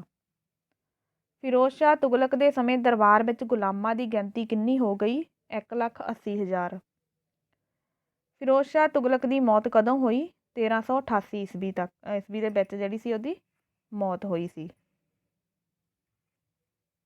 1388 ਤੋਂ ਲੈ ਕੇ 1412 ਈਸਵੀ ਤੱਕ ਫਿਰੋਜ਼ ਸ਼ਾਹ ਤੁਗਲਕ ਦੇ ਕਿਹੜੇ 6 ਉੱਤਰਾਧਿਕਾਰੀਆਂ ਨੇ ਸ਼ਾਸਨ ਕੀਤਾ? ਤੁਗਲਕ ਸ਼ਾਹ ਨੇ, ਅਬੂ ਬਕਰ, ਨਸੀਰੁਦੀਨ ਮੁਹੰਮਦ ਸ਼ਾਹ, ਨੁਸਰਤ ਸ਼ਾਹ, ਨਸੀਰੁਦੀਨ ਮਹਿਮੂਦ, ਇਹਨਾਂ ਨੇ ਸ਼ਾਸਨ ਕੀਤਾ। किस दे हमले कारण राज ਦੇ ਹਾਲਾਤ ਵਿਗੜਨੇ ਸ਼ੁਰੂ ਹੋ ਗਏ? ਤੈਮੂਰ ਦੇ ਹਮਲੇ ਦੇ ਕਾਰਨ। ਤੁਗਲਕ ਵੰਸ਼ ਦਾ ਅੰਤ ਕਦੋਂ ਹੋਇਆ? 1412 ਈਸਵੀ ਵਿੱਚ ਨਾਸਿਰੁਦੀਨ ਮਹਿਮੂਦ ਦੀ ਮੌਤ ਤੋਂ ਬਾਅਦ। ਅੱਗੇ ਆ ਗਿਆ ਸ਼ੈਦ ਵੰਸ਼। ਸ਼ੈਦ ਵੰਸ਼ ਦੀ ਨੀਂਹ ਕਿਸ ਨੇ ਰੱਖੀ? 1414 ਈਸਵੀ ਵਿੱਚ ਖਿਜ਼ਰ ਖਾਂ ਨੇ ਦਿੱਲੀ ਵਿਖੇ ਸ਼ੈਦ ਵੰਸ਼ ਦੀ ਨੀਂਹ ਰੱਖੀ। ਖਿਜ਼ਰ ਖਾਂ ਨੇ ਕਦੋਂ ਤੱਕ ਸ਼ਾਸਨ ਕੀਤਾ? 1421 ਈਸਵੀ ਤੱਕ। ਖਿਜ਼ਰ ਖਾਂ ਦੇ ਉੱਤਰਾਧਿਕਾਰੀ ਕੌਣ ਬਣੇ? 3 ਉੱਤਰਾਧਿਕਾਰੀ ਨੇ ਉਹਦੇ ਕਿਹੜੇ ਕਿਹੜੇ? ਮੁਬਾਰਕ ਸ਼ਾਹ, ਇਹ ਬਣਿਆ 1421 ਤੋਂ 34 ਈਸਵੀ ਤੱਕ। ਮੁਹੰਮਦ ਸ਼ਾਹ 34 ਤੋਂ 45। ਅਲਾਉਦੀਨ ਆਲਮ ਸ਼ਾਹ 1445 ਤੋਂ 51 ਈਸਵੀ ਤੱਕ। ਅੱਗੇ ਹੈ ਲੋਧੀ ਵੰਸ਼ ਦਾ ਮੋਢੀ ਕੌਣ ਸੀ? ਬਹਿਲੋਲ ਲੋਧੀ। ਬਹਿਲੋਲ ਲੋਧੀ ਨੇ ਲੋਧੀ ਵੰਸ਼ ਦੀ ਸਥਾਪਨਾ ਕਦੋਂ ਕੀਤੀ? 1451 ਈਸਵੀ ਵਿੱਚ। ਲੋਧੀ ਵੰਸ਼ ਦਾ ਸ਼ਾਸਨ ਕਦੋਂ ਤੱਕ ਰਿਹਾ? 1526 ਈਸਵੀ ਤੱਕ। ਲੋਧੀ ਵੰਸ਼ ਦਾ ਪਹਿਲਾ ਸ਼ਾਸਕ ਕੌਣ ਸੀ? ਬਹਿਲੋਲ ਲੋਧੀ। ਬਹਿਲੋਲ ਲੋਧੀ ਦਾ ਸ਼ਾਸਨ ਕਾਲ ਦੱਸੋ। ਬਹਿਲੋਲ ਲੋਧੀ ਜਿਹੜਾ ਸੀਗਾ ਉਹਨੇ 1451 ਤੋਂ ਲੈ ਕੇ 1499 ਈਸਵੀ ਤੱਕ ਰਾਜ ਕੀਤਾ। ਬਹਿਲੋਲ ਲੋਧੀ ਦਾ ਉੱਤਰਾਧਿਕਾਰੀ ਕੌਣ ਬਣਿਆ? 1499 ਈਸਵੀ ਵਿੱਚ ਸਿਕੰਦਰ ਜਿਹੜਾ ਸੀ ਉਹ ਬਹਿਲੋਲ ਲੋਧੀ ਦਾ ਉੱਤਰਾਧਿਕਾਰੀ ਬਣਿਆ ਸੀ। ਸਿਕੰਦਰ ਲੋਧੀ। ਕਿਹੜੇ ਸ਼ਾਸਕ ਨੇ ਮੁਸਲਮਾਨਾਂ ਨਾਲ ਚੰਗਾ ਵਿਵਹਾਰ ਕੀਤਾ ਪਰ ਹਿੰਦੂਆਂ ਨਾਲ ਨਹੀਂ? ਸਿਕੰਦਰ ਲੋਧੀ ਨੇ। ਸਿਕੰਦਰ ਲੋਧੀ ਦੀ ਮੌਤ ਕਦੋਂ ਹੋਈ? 1517 ਈਸਵੀ ਵਿੱਚ। ਸਿਕੰਦਰ ਲੋਧੀ ਦਾ ਉੱਤਰਾਧਿਕਾਰੀ ਕੌਣ ਬਣਿਆ? ਇਬਰਾਹਿਮ ਲੋਧੀ। ਪਾਣੀਪਤ ਦੀ ਪਹਿਲੀ ਲੜਾਈ ਕਦੋਂ ਹੋਈ? ਇੰਪੋਰਟੈਂਟ ਆ, 21 ਅਪ੍ਰੈਲ 1526 ਈਸਵੀ ਨੂੰ। ਪਾਣੀਪਤ ਦੀ ਪਹਿਲੀ ਲੜਾਈ ਕਿਹਨਾਂ ਵਿਚਕਾਰ ਹੋਈ? ਬਾਬਰ ਅਤੇ ਇਬਰਾਹਿਮ ਲੋਧੀ ਦੇ ਵਿਚਕਾਰ। ਅਤੇ ਇਹਦੇ ਵਿੱਚੋਂ ਕੀ ਸੀਗਾ? ਬਾਬਰ ਜੇਤੂ ਰਿਹਾ ਸੀਗਾ ਅਤੇ ਇਹਦੇ ਜਿੱਤਣ ਨਾਲ ਕੀ ਹੋਇਆ ਸੀ ਕਿ ਭਾਰਤ ਵਿੱਚ ਜਿਹੜਾ ਦਿੱਲੀ ਸਲਤਨਤ ਸੀਗਾ ਉਹਦਾ ਅੰਤ ਹੋ ਗਿਆ ਸੀਗਾ ਅਤੇ ਜਿਹੜਾ ਮੁਗਲ ਵੰਸ਼ ਸੀ ਉਹਦੀ ਸਥਾਪਨਾ ਹੋ ਗਈ ਸੀ। ਦਿੱਲੀ ਦੇ ਸੁਲਤਾਨਾਂ ਨੇ ਕਿਹੋ ਜਿਹਾ ਸ਼ਾਸਨ ਸਥਾਪਿਤ ਕੀਤਾ? ਤਾਨਾਸ਼ਾਹੀ ਸ਼ਾਸਨ ਜਿਹੜਾ ਸੀ ਇਹਨਾਂ ਨੇ ਉਹ ਸਥਾਪਿਤ ਕੀਤਾ ਹੋਇਆ ਸੀਗਾ। ਤਾਨਾਸ਼ਾਹੀ ਕਿਵੇਂ ਸੀ? ਦੇਖੋ, ਸੁਲਤਾਨ ਜਿਹੜਾ ਸੀਗਾ ਉਹਦੇ ਕੋਲ ਅਸੀਮਤ ਸ਼ਕਤੀਆਂ ਪ੍ਰਾਪਤ ਹੁੰਦੀਆਂ ਸੀਗੀਆਂ ਉਹਨੂੰ, ਠੀਕ ਆ। ਉਹਦੇ ਮੂੰਹ ਵਿੱਚੋਂ ਜਿਹੜਾ ਵੀ ਸ਼ਬਦ ਨਿਕਲਦਾ ਸੀ ਉਹੀ ਕਾਨੂੰਨ ਬਣ ਜਾਂਦਾ ਸੀਗਾ। ਬਲਬਨ ਹੋ ਗਿਆ, ਅਲਾਉਦੀਨ ਖਿਲਜੀ ਹੋ ਗਿਆ, ਠੀਕ ਆ। ਇਹ ਕੀ ਸੀਗੇ? ਇਹਨਾਂ ਨੇ ਜਿਹੜੇ ਸਰਦਾਰ ਹੁੰਦੇ ਸੀਗੇ, ਜਿਵੇਂ ਚਾਲੀਸਾ ਬਣਿਆ ਹੋਇਆ ਸੀ ਬਲਬਨ ਨੇ, ਉਹ ਵੀ ਖਤਮ ਕਰਤਾ ਸੀ, ਠੀਕ ਆ। ਇਹ ਤੋਂ ਬਿਨਾਂ ਕੀ ਸੀਗਾ ਕਿ ਜਿਹੜਾ ਅਲਾਉਦੀਨ ਖਿਲਜੀ ਸੀ ਉਹਨੇ ਉਲਮਾ ਲੋਕਾਂ ਦੀ ਵੀ ਕੋਈ ਪਰਵਾਹ ਨਹੀਂ ਕੀਤੀ। ਤਾਂ ਕਰਕੇ ਕਹਿੰਦੇ ਆ ਕਿ ਜਿਹੜਾ ਇਹਨਾਂ ਦਾ ਸ਼ਾਸਨ ਸੀ ਉਹ ਕੀ ਸੀ? ਅਸਲ ਵਿੱਚ ਤਾਨਾਸ਼ਾਹ ਸੀ। ਦਿੱਲੀ ਸਲਤਨਤ ਦੇ ਕਿਹੜੇ ਸ਼ਾਸਕਾਂ ਨੇ ਸਰਦਾਰਾਂ ਦੀ ਸ਼ਕਤੀ ਨੂੰ ਕੁਚਲਣ ਦਾ ਕੋਈ ਮੌਕਾ ਨਾ ਛੱਡਿਆ? ਬਲਬਨ ਅਤੇ ਅਲਾਉਦੀਨ ਖਿਲਜੀ ਨੇ। ਦਿੱਲੀ ਸਲਤਨਤ ਦੇ ਅਮੀਰ ਕਿਹੜੀਆਂ ਜਾਤਾਂ ਨਾਲ ਸੰਬੰਧਿਤ ਸਨ? ਤੁਰਕ, ਖਿਲਜੀ ਅਤੇ ਅਫਗਾਨ ਜਾਤਾਂ ਦੇ ਨਾਲ। ਕਿਹੜੀ ਪ੍ਰਥਾ ਦਿੱਲੀ ਸਲਤਨਤ ਲਈ ਮਾਰੂ ਸਿੱਧ ਹੋਈ? ਜਾਗੀਰਦਾਰੀ ਪ੍ਰਥਾ। ਮੁਹੰਮਦ ਤੁਗਲਕ ਨੇ ਕਿਹਨਾਂ ਨੂੰ ਵੱਡੀ ਗਿਣਤੀ ਵਿੱਚ ਉੱਚੇ ਅਹੁਦੇ ਦਿੱਤੇ? ਵਿਦੇਸ਼ੀਆਂ, ਗੈਰ ਤੁਰਕਾਂ ਅਤੇ ਗੈਰ ਮੁਸਲਮਾਨਾਂ ਨੂੰ। ਤੈਮੂਰ ਨੇ ਦਿੱਲੀ ਸਲਤਨਤ 'ਤੇ ਕਦੋਂ ਹਮਲਾ ਕੀਤਾ? 1398 ਈਸਵੀ ਵਿੱਚ। ਤੈਮੂਰ ਦੇ ਹਮਲੇ ਸਮੇਂ ਕਿਹੜਾ ਸ਼ਾਸਕ ਦਿੱਲੀ ਛੱਡ ਕੇ ਭੱਜ ਗਿਆ? ਨਾਸਿਰੁਦੀਨ ਮਹਿਮੂਦ। ਦਿੱਲੀ ਸਲਤਨਤ ਕਾਲ ਦਾ ਰਾਜ ਕਦੋਂ ਤੱਕ ਰਿਹਾ? 320 ਸਾਲਾਂ ਤੱਕ ਜਿਹੜਾ ਹੈਗਾ ਦਿੱਲੀ ਸਲਤਨਤ ਦਾ ਰਾਜ ਰਿਹਾ। ਦਿੱਲੀ ਸਲਤਨਤ ਦਾ ਸ਼ਾਸਨ ਪ੍ਰਬੰਧ ਮੁੱਖ ਤੌਰ 'ਤੇ ਕਿਹੜੇ ਕਾਨੂੰਨਾਂ 'ਤੇ ਆਧਾਰਿਤ ਸੀ? ਇਸਲਾਮੀ ਕਾਨੂੰਨਾਂ 'ਤੇ ਜਿਹੜਾ ਸੀਗਾ ਇਹ ਪੂਰੀ ਤਰ੍ਹਾਂ ਆਧਾਰਿਤ ਸੀਗਾ। ਦਿੱਲੀ ਸਲਤਨਤ ਕਾਲ ਦਾ ਰਾਜ ਪ੍ਰਬੰਧ ਕਿਸ 'ਤੇ ਆਧਾਰਿਤ ਸੀ? ਸੈਨਿਕ ਸ਼ਕਤੀ 'ਤੇ। ਕੇਂਦਰੀ ਸਰਕਾਰ ਵਿੱਚ ਸਭ ਤੋਂ ਮਹੱਤਵਪੂਰਨ ਅਹੁਦਾ ਕਿਸ ਦਾ ਹੁੰਦਾ ਸੀ? ਅਤੇ ਕੇਂਦਰੀ ਸਰਕਾਰ ਦੇਖਿਆ ਜਾਵੇ ਤਾਂ ਉਹਦੇ ਵਿੱਚ ਸਭ ਤੋਂ ਮਹੱਤਵਪੂਰਨ ਅਹੁਦਾ ਜਿਹੜਾ ਹੁੰਦਾ ਸੀਗਾ ਸੁਲਤਾਨ ਦਾ ਹੁੰਦਾ ਸੀਗਾ। ਦਿੱਲੀ ਸਲਤਨਤ ਕਾਲ ਵਿੱਚ ਸੁਲਤਾਨ ਦੇ ਕਿਹੜੇ ਕੰਮ ਸਨ? ਰਾਜ ਦੀ ਸੁਰੱਖਿਆ ਦੀ ਜ਼ਿੰਮੇਵਾਰੀ ਉਹਦੇ ਸਿਰ ਹੁੰਦੀ ਸੀਗੀ। ਇਹ ਤੋਂ ਬਿਨਾਂ ਫੌਜ ਦਾ ਮੁੱਖ ਸੈਨਾਪਤੀ ਹੁੰਦਾ ਸੀ ਜਿਹੜਾ ਸੁਲਤਾਨ ਹੁੰਦਾ ਸੀ। ਸਰਵਉੱਚ ਨਿਆਂ ਦਾ ਅਧਿਕਾਰੀ ਹੁੰਦਾ ਸੀ ਸੁਲਤਾਨ, ਅਤੇ ਮਹੱਤਵਪੂਰਨ ਅਹੁਦਿਆਂ 'ਤੇ ਨਿਯੁਕਤੀ ਕਰਦਾ ਸੀ। ਸੁਲਤਾਨ ਜਿਹੜਾ ਸੀਗਾ ਪੂਰਨ ਤੌਰ 'ਤੇ ਨਿਰੰਕੁਸ਼ ਸੀਗਾ। ਰਾਜ ਦਾ ਸਭ ਤੋਂ ਮਹੱਤਵਪੂਰਨ ਮੰਤਰੀ ਕੌਣ ਸੀ? ਵਜ਼ੀਰ। ਵਜ਼ੀਰ ਕਿਹੜੇ ਵਿਭਾਗ ਦਾ ਮੁਖੀ ਹੁੰਦਾ ਸੀ? ਵਿੱਤ ਅਤੇ ਲਗਾਨ ਵਿਭਾਗ ਦਾ ਜਿਹੜਾ ਮੁਖੀ ਹੁੰਦਾ ਸੀ ਉਹ ਕੌਣ ਹੁੰਦਾ ਸੀ? ਵਜ਼ੀਰ ਹੁੰਦਾ ਸੀਗਾ। ਅੱਗੇ ਕੰਟੀਨਿਊ ਕਰਦੇ ਹਾਂ। ਵਜ਼ੀਰ ਨੂੰ ਸਹਿਯੋਗ ਦੇਣ ਲਈ ਕਿਹੜੇ ਕਰਮਚਾਰੀ ਨਿਯੁਕਤ ਕੀਤੇ ਗਏ? ਮੁਸ਼ਰਿਫ ਏ ਮਮਾਲਿਕ ਜਿਹੜਾ ਮਹਾਲੇਖਾਕਾਰ ਹੁੰਦਾ ਸੀ। ਮੁਸਤਫੀ ਮਮਾਲਿਕ ਮਹਾਲੇਖਕ ਨਿਰੀਖਕ ਹੁੰਦਾ ਸੀਗਾ। ਦੇਖੋ ਦੋ ਹੁੰਦੇ ਸੀ ਕਿਹੜੇ, ਮੁਨਸਿਫੇ ਮਮਾਲਿਕ ਅਤੇ ਮੁਸਤਫੀ ਮਮਾਲਿਕ। ਜਿਹੜਾ ਮੁਨਸਿਫੇ ਮਮਾਲਿਕ ਹੁੰਦਾ ਸੀ ਉਹ ਮਹਾਲੇਖਾਕਾਰ ਹੁੰਦਾ ਸੀ, ਜਿਹੜਾ ਮੁਸਤਫੀ ਮਮਾਲਿਕ ਹੁੰਦਾ ਸੀ ਉਹ ਮਹਾਲੇਖਾ ਨਿਰੀਖਕ ਹੁੰਦਾ ਸੀਗਾ। ਫੌਜ ਮੰਤਰੀ ਨੂੰ ਕੀ ਕਿਹਾ ਜਾਂਦਾ ਸੀ? ਆਰਿਜੇ ਮਮਾਲਿਕ ਆ ਜਿਹੜਾ ਉਸ ਟਾਈਮ ਦੇ ਵਿੱਚ ਜਿਹੜਾ ਫੌਜ ਦਾ ਮੰਤਰੀ ਹੁੰਦਾ ਸੀ ਉਹਨੂੰ ਕਿਹਾ ਜਾਂਦਾ ਸੀ। ਆਰਿਜੇ ਮਮਾਲਿਕ ਕੀ ਕੰਮ ਕਰਦਾ ਸੀ? ਸੈਨਾ ਦੀ ਭਰਤੀ ਕਰਦਾ ਸੀ, ਘੋੜਿਆਂ ਦਾ ਰਿਕਾਰਡ ਰੱਖਦਾ ਸੀ, ਸੈਨਿਕਾਂ ਵਿੱਚ ਅਨੁਸ਼ਾਸਨ ਬਣਾਈ ਰੱਖਦਾ ਸੀ, ਜਦੋਂ ਸਮੇਂ ਸੈਨਿਕਾਂ ਦੀ ਅਗਵਾਈ ਅਤੇ ਉਹਨਾਂ ਨੂੰ ਦਿੱਤੇ ਜਾਣ ਵਾਲੇ ਹਥਿਆਰਾਂ ਦਾ ਪ੍ਰਬੰਧ ਕਰਦਾ ਸੀਗਾ। ਗੁਪਤਚਰ ਵਿਭਾਗ ਦਾ ਮੁਖੀ ਕੌਣ ਸੀ? ਦੀਵਾਨੇ ਇੰਸ਼ਾ ਜਿਹੜਾ ਹੁੰਦਾ ਸੀਗਾ ਉਹ ਗੁਪਤਚਰ ਵਿਭਾਗ ਦਾ ਮੁਖੀ ਹੁੰਦਾ ਸੀਗਾ ਅਤੇ ਇਹਨੂੰ ਬਰੀਦ ਖਾਸ ਦੇ ਨਾਮ ਨਾਲ ਵੀ ਜਾਣਿਆ ਜਾਂਦਾ ਸੀਗਾ। ਠੀਕ ਹੈ, ਜਿੰਨੀਆਂ ਵੀ ਦੇਸ਼ ਵਿਦੇਸ਼ ਦੀਆਂ ਸਾਰੀਆਂ ਮਹੱਤਵਪੂਰਨ ਘਟਨਾਵਾਂ ਹੁੰਦੀਆਂ ਸੀ ਉਹਦੀ ਜਾਣਕਾਰੀ ਕਿਹਨੂੰ ਦਿੰਦਾ ਸੀ? ਸੁਲਤਾਨ ਨੂੰ ਦਿੰਦਾ ਸੀ ਜਾ ਕੇ। ਦੀਵਾਨੇ ਇੰਸਾ ਨੂੰ ਹੋਰ ਕਿਸ ਨਾਮ ਨਾਲ ਜਾਣਿਆ ਜਾਂਦਾ ਹੈ? ਬਰੀਦ ਖਾਸ। ਦੀਵਾਨੇ ਇੰਸਾ ਦਾ ਕੀ ਕੰਮ ਸੀ? ਦੇਸ਼ ਅਤੇ ਵਿਦੇਸ਼ ਦੀਆਂ ਸਾਰੀਆਂ ਘਟਨਾਵਾਂ ਦੀ ਜਾਣਕਾਰੀ ਸੁਲਤਾਨ ਨੂੰ ਦੇਣਾ। ਵਿਦੇਸ਼ ਮੰਤਰੀ ਨੂੰ ਕੀ ਕਿਹਾ ਜਾਂਦਾ ਸੀ? ਵਿਦੇਸ਼ ਮੰਤਰੀ ਜਿਹੜਾ ਹੁੰਦਾ ਸੀ ਉਹਨੂੰ ਕਹਿੰਦੇ ਸੀ ਦੀਵਾਨੇ ਰਸਾਲਤ। ਵਿਦੇਸ਼ ਮੰਤਰੀ ਨੂੰ ਕਿਹਾ ਜਾਂਦਾ ਸੀ। ਇਹ ਕੀ ਕਰਦਾ ਸੀ? ਵਿਦੇਸ਼ਾਂ ਤੋਂ ਆਉਣ ਵਾਲੇ ਰਾਜਦੂਤਾਂ ਦਾ ਸਵਾਗਤ ਕਰਦਾ ਸੀਗਾ। ਠੀਕ ਆ, ਅਤੇ ਆਪਣੇ ਦੇਸ਼ ਦੇ ਜਿਹੜੇ ਰਾਜਦੂਤ ਹੁੰਦੇ ਸੀ ਉਹਨਾਂ ਨੂੰ ਵਿਦੇਸ਼ਾਂ 'ਚ ਭੇਜਦਾ ਸੀਗਾ ਅਤੇ ਵਿਦੇਸ਼ੀ ਮਾਮਲਿਆਂ ਸੰਬੰਧੀ ਸੁਲਤਾਨ ਨੂੰ ਸਲਾਹ ਵੀ ਦਿੰਦਾ ਸੀ। ਇਹ ਦੀਵਾਨੇ ਰਸਾਲਤ ਦਾ ਕੰਮ ਕੀ ਹੁੰਦਾ ਸੀ? ਵਿਦੇਸ਼ੀ ਰਾਜਦੂਤਾਂ ਦਾ ਸਵਾਗਤ ਕਰਨਾ, ਦੇਸ਼ ਦੇ ਰਾਜਦੂਤਾਂ ਨੂੰ ਵਿਦੇਸ਼ ਭੇਜਣਾ ਅਤੇ ਵਿਦੇਸ਼ੀ ਮਾਮਲਿਆਂ ਸੰਬੰਧੀ ਸੁਲਤਾਨ ਨੂੰ ਸਲਾਹ ਦੇਣਾ। ਧਾਰਮਿਕ ਮਾਮਲਿਆਂ ਦਾ ਮੰਤਰੀ ਕੌਣ ਹੁੰਦਾ ਸੀ? ਸਦਰ-ਏ-ਸਦੂਰ ਜਿਹੜਾ ਹੁੰਦਾ ਸੀਗਾ ਧਾਰਮਿਕ ਮਾਮਲਿਆਂ ਦਾ ਮੰਤਰੀ ਹੁੰਦਾ ਸੀ। ਇਹਨੂੰ ਸ਼ੇਖ ਅਲ ਇਸਲਾਮ ਵੀ ਕਹਿੰਦੇ ਸੀਗੇ। ਇਹ ਦੇਖਦਾ ਸੀ ਕਿ ਮੁਸਲਮਾਨ ਆ ਜਿਹੜੇ ਇਸਲਾਮ ਦੇ ਨਿਯਮਾਂ ਦੀ ਪਾਲਣਾ ਕਰਨ। ਠੀਕ ਆ, ਉਹ ਮਸਜਿਦਾਂ ਜਾ ਕੇ ਮਦਰਸਿਆਂ, ਮੁਸਲਿਮ ਸੰਤਾਂ, ਵਿਦਵਾਨਾਂ ਨੂੰ ਕੀ ਆ ਮਾਲੀ ਸਹਾਇਤਾ ਵੀ ਦਿੰਦਾ ਸੀਗਾ ਅਤੇ ਸ਼ਰੀਅਤ ਦੇ ਅਨੁਸਾਰ ਕੀ ਸੀਗਾ ਮੁਕੱਦਮਿਆਂ ਦਾ ਫੈਸਲਾ ਵੀ ਕਰਦਾ ਸੀ। ਸਦਰ-ਏ-ਸਦੂਰ ਨੂੰ ਹੋਰ ਕੀ ਆਖਦੇ ਸਨ? ਸ਼ੇਖ ਅਲ ਇਸਲਾਮ। ਸਦਰ-ਏ-ਸਦੂਰ ਦਾ ਕੀ ਕੰਮ ਹੁੰਦਾ ਸੀ? ਇਹ ਦੇਖਣਾ ਕਿ ਮੁਸਲਮਾਨ ਇਸਲਾਮ ਦੇ ਨਿਯਮਾਂ ਦੀ ਪਾਲਣਾ ਕਰਨ। ਉਹ ਮਸਜਿਦਾਂ, ਮਦਰਸਿਆਂ, ਮੁਸਲਿਮ ਸੰਤਾਂ ਅਤੇ ਵਿਦਵਾਨਾਂ ਨੂੰ ਮਾਲੀ ਸਹਾਇਤਾ ਦਿੰਦਾ ਸੀ। ਸ਼ਰੀਅਤ ਅਨੁਸਾਰ ਮੁਕੱਦਮਿਆਂ ਦਾ ਫੈਸਲਾ ਕਰਦਾ ਸੀ। ਸ਼ਾਹੀ ਚਿੱਠੀ ਪੱਤਰ ਦੇ ਮੰਤਰੀ ਨੂੰ ਕੀ ਕਹਿੰਦੇ ਸਨ? ਜਿਹੜਾ ਸ਼ਾਹੀ ਚਿੱਠੀ ਪੱਤਰ ਦਾ ਮੰਤਰੀ ਹੁੰਦਾ ਸੀ ਉਹਨੂੰ ਕਹਿੰਦੇ ਸੀ ਦਬੀਰ-ਏ-ਖਾਸ।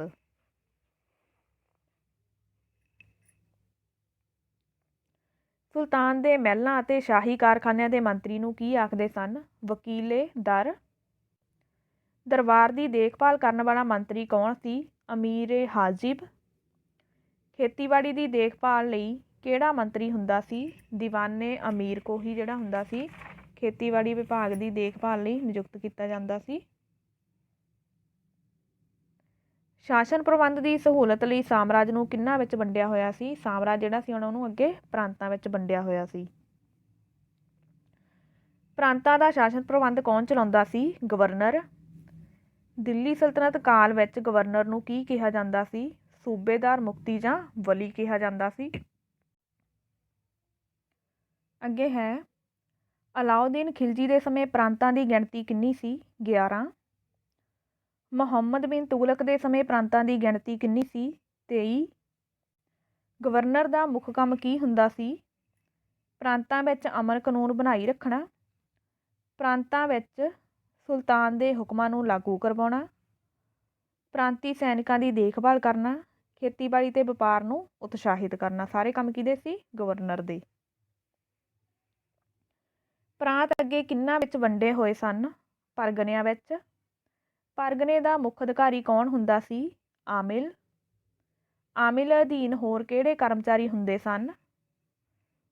ਫੌਤਦਾਰ ਹੁੰਦਾ ਸੀ ਜੋ ਖਜ਼ਾਨਚੀ ਦਾ ਕੰਮ ਕਰਦਾ ਸੀ।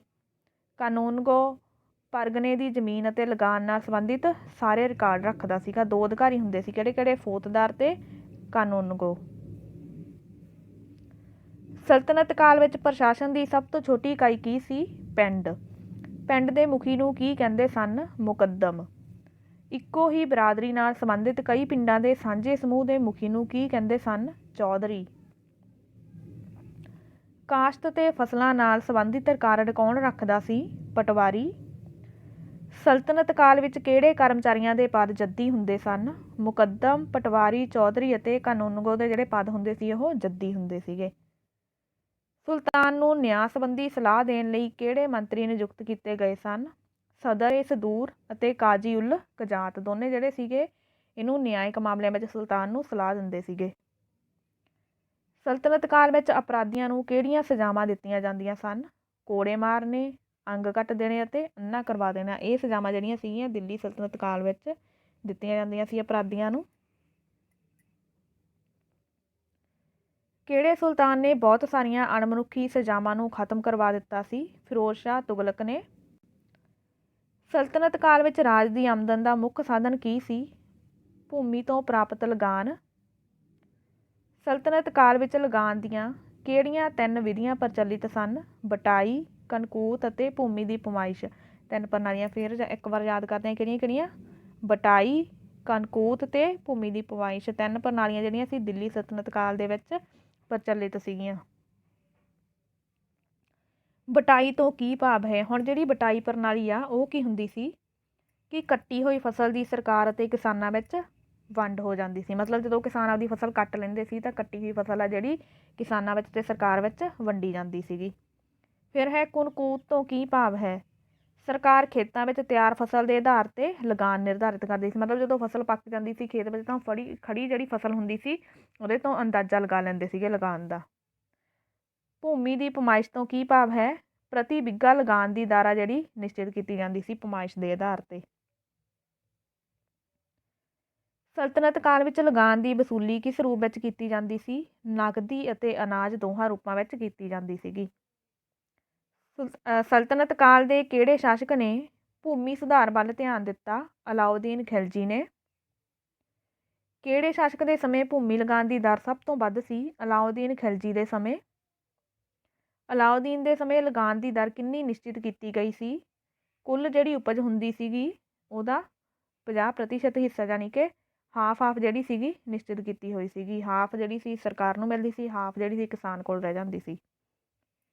ਕਿਹੜੇ ਸੁਲਤਾਨ ਨੇ ਸਿੰਜਾਈ ਲਈ ਰਾਜ ਭਰ ਵਿੱਚ ਅਨੇਕਾਂ ਨਹਿਰਾਂ ਖੁਦਵਾਈਆਂ? ਫਿਰੋਜ਼ ਸ਼ਾਹ ਤੁਗਲਕ ਨੇ। ਸਲਤਨਤ ਕਾਲ ਵਿੱਚ ਆਮਦਨ ਦੇ ਹੋਰ ਸਾਧਨ ਕਿਹੜੇ ਸਨ? ਖਰਾਜ, ਖਮਸ, ਜ਼ਕਾਤ ਅਤੇ ਜਜ਼ੀਆ। ਜਿਹੜੇ ਚਾਰੇ ਕਰ ਸੀਗੇ ਇਹ ਵੀ ਆਮਦਨ ਦੇ ਸਾਧਨ ਸੀਗੇ।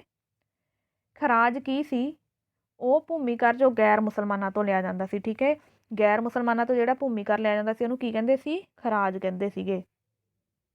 ਖਰਾਜ ਕੁੱਲ ਉਪਜ ਦਾ ਕਿੰਨੇ ਪ੍ਰਤੀਸ਼ਤ ਹੁੰਦਾ ਸੀ? ਜਿਹੜੀ ਕਿਸਾਨ ਦੀ ਕੁੱਲ ਉਪਜ ਹੁੰਦੀ ਸੀ ਉਹਦਾ ਇਹ 10% ਤੋਂ ਲੈ ਕੇ 50% ਤੱਕ ਹੋ ਸਕਦਾ ਸੀ।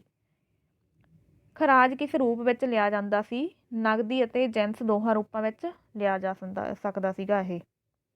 ਖਮਸ ਜਿਹੜਾ ਸੀ ਕੀ ਸੀ? ਲੁੱਟ ਦੇ ਧਨ ਦੇ ਉਸ 1/5 ਭਾਗ ਨੂੰ ਕਹਿੰਦੇ ਸਨ ਜੋ ਕਾਫਿਰਾਂ ਦੇ ਵਿਰੁੱਧ ਯੁੱਧ ਦੌਰਾਨ ਪ੍ਰਾਪਤ ਕੀਤਾ ਜਾਂਦਾ ਸੀ। ਮਤਲਬ ਲੁੱਟ ਦਾ ਉਹ ਧਨ ਜਿਹੜਾ ਕੀ ਸੀਗਾ ਕਾਫਿਰਾਂ ਦੇ ਵਿਰੁੱਧ ਜੋ ਯੁੱਧ ਹੁੰਦਾ ਸੀ ਉਦੋਂ ਪ੍ਰਾਪਤ ਕੀਤਾ ਜਾਂਦਾ ਸੀ। ਉਹਦਾ ਜਿਹੜਾ 1/5 ਭਾਗ ਹੁੰਦਾ ਸੀ ਉੱਤੇ ਕਿਹਦਾ ਅਧਿਕਾਰ ਹੁੰਦਾ ਸੀ? ਸੁਲਤਾਨ ਦਾ ਅਧਿਕਾਰ ਹੁੰਦਾ ਸੀਗਾ। ਲੁੱਟ ਦੇ ਮਾਲ ਦਾ ਕਿੰਨਾ ਭਾਗ ਸੈਨਿਕਾਂ ਵਿੱਚ ਵੰਡਿਆ ਜਾਂਦਾ ਸੀ? 4/5 ਭਾਗ ਸੀ ਜਿਹੜਾ ਸੈਨਿਕਾਂ 'ਚ ਵੰਡਿਆ ਜਾਂਦਾ ਸੀ, 1/5 ਭਾਗ ਸੁਲਤਾਨ ਦਾ ਹੁੰਦਾ ਸੀ। ਜ਼ਕਾਤ ਕੀ ਸੀ? ਉਹ ਧਾਰਮਿਕ ਕਰ ਸੀ ਜੋ ਸਿਰਫ ਮੁਸਲਮਾਨਾਂ ਤੋਂ ਲਿਆ ਜਾਂਦਾ ਸੀਗਾ। ਠੀਕ ਹੈ, ਤੇ ਇਹ ਉਹਨਾਂ ਦੀ ਜਾਇਦਾਦ ਦਾ ਕਿੰਨੇ ਪ੍ਰਤੀਸ਼ਤ ਹਿੱਸਾ ਸੀ? 2.5% ਹਿੱਸਾ ਹੁੰਦਾ ਸੀ। ਜਜ਼ੀਆ ਕੀ ਸੀ? ਗੈਰ ਮੁਸਲਮਾਨਾਂ 'ਤੇ ਲਗਾਇਆ ਜਾਣ ਵਾਲਾ ਕਰ ਆ ਜਿਹੜਾ ਉਹਨੂੰ ਕੀ ਕਹਿੰਦੇ ਸੀ? ਜਜ਼ੀਆ ਕਰ ਕਹਿੰਦੇ ਸੀ। ਜਜ਼ੀਆ ਕਰ ਬਦਲੇ ਸਰਕਾਰ ਗੈਰ ਮੁਸਲਮਾਨਾਂ ਨੂੰ ਕੀ ਵਚਨ ਦਿੰਦੀ ਸੀ? ਜ਼ਮੀਨ ਅਤੇ ਜਾਇਦਾਦ ਦੀ ਸੁਰੱਖਿਆ ਦਾ ਵਚਨ। ਪਰ ਜਿਹੜੇ ਸੀ ਹਿੰਦੂ ਇਹਦੇ ਵਿੱਚ ਆਪਣੀ ਬੇਇੱਜ਼ਤੀ ਮਹਿਸੂਸ ਕਰਦੇ ਸੀਗੇ। ਇਹਨਾਂ ਗੈਰ ਮੁਸਲਮਾਨਾਂ ਨੂੰ ਕੀ ਕਿਹਾ ਜਾਂਦਾ ਸੀ? ਜਿੰਮੀ। ਜਿੰਮੀ ਦਾ ਅਰਥ ਕੀ ਹੈ? ਜਿੰਮੀ ਦਾ ਅਰਥ ਹੈ ਸੁਰੱਖਿਅਤ ਸ਼੍ਰੇਣੀ।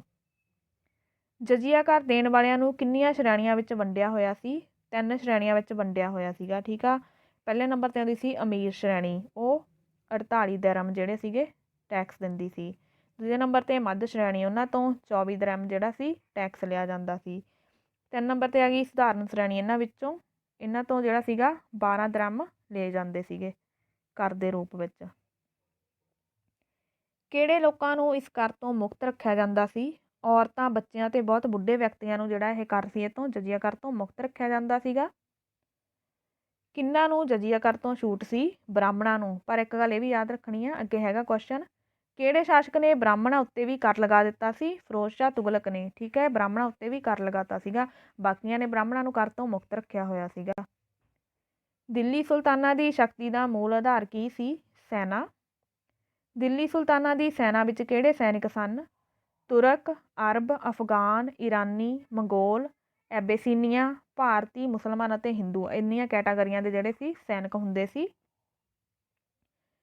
ਦਿੱਲੀ ਸੁਲਤਾਨਾਂ ਦੀ ਸੈਨਾ ਨੂੰ ਕਿੰਨੇ ਭਾਗਾਂ ਵਿੱਚ ਵੰਡਿਆ ਹੋਇਆ ਸੀ? 2 ਭਾਗਾਂ ਵਿੱਚ ਵੰਡਿਆ ਹੋਇਆ ਸੀ।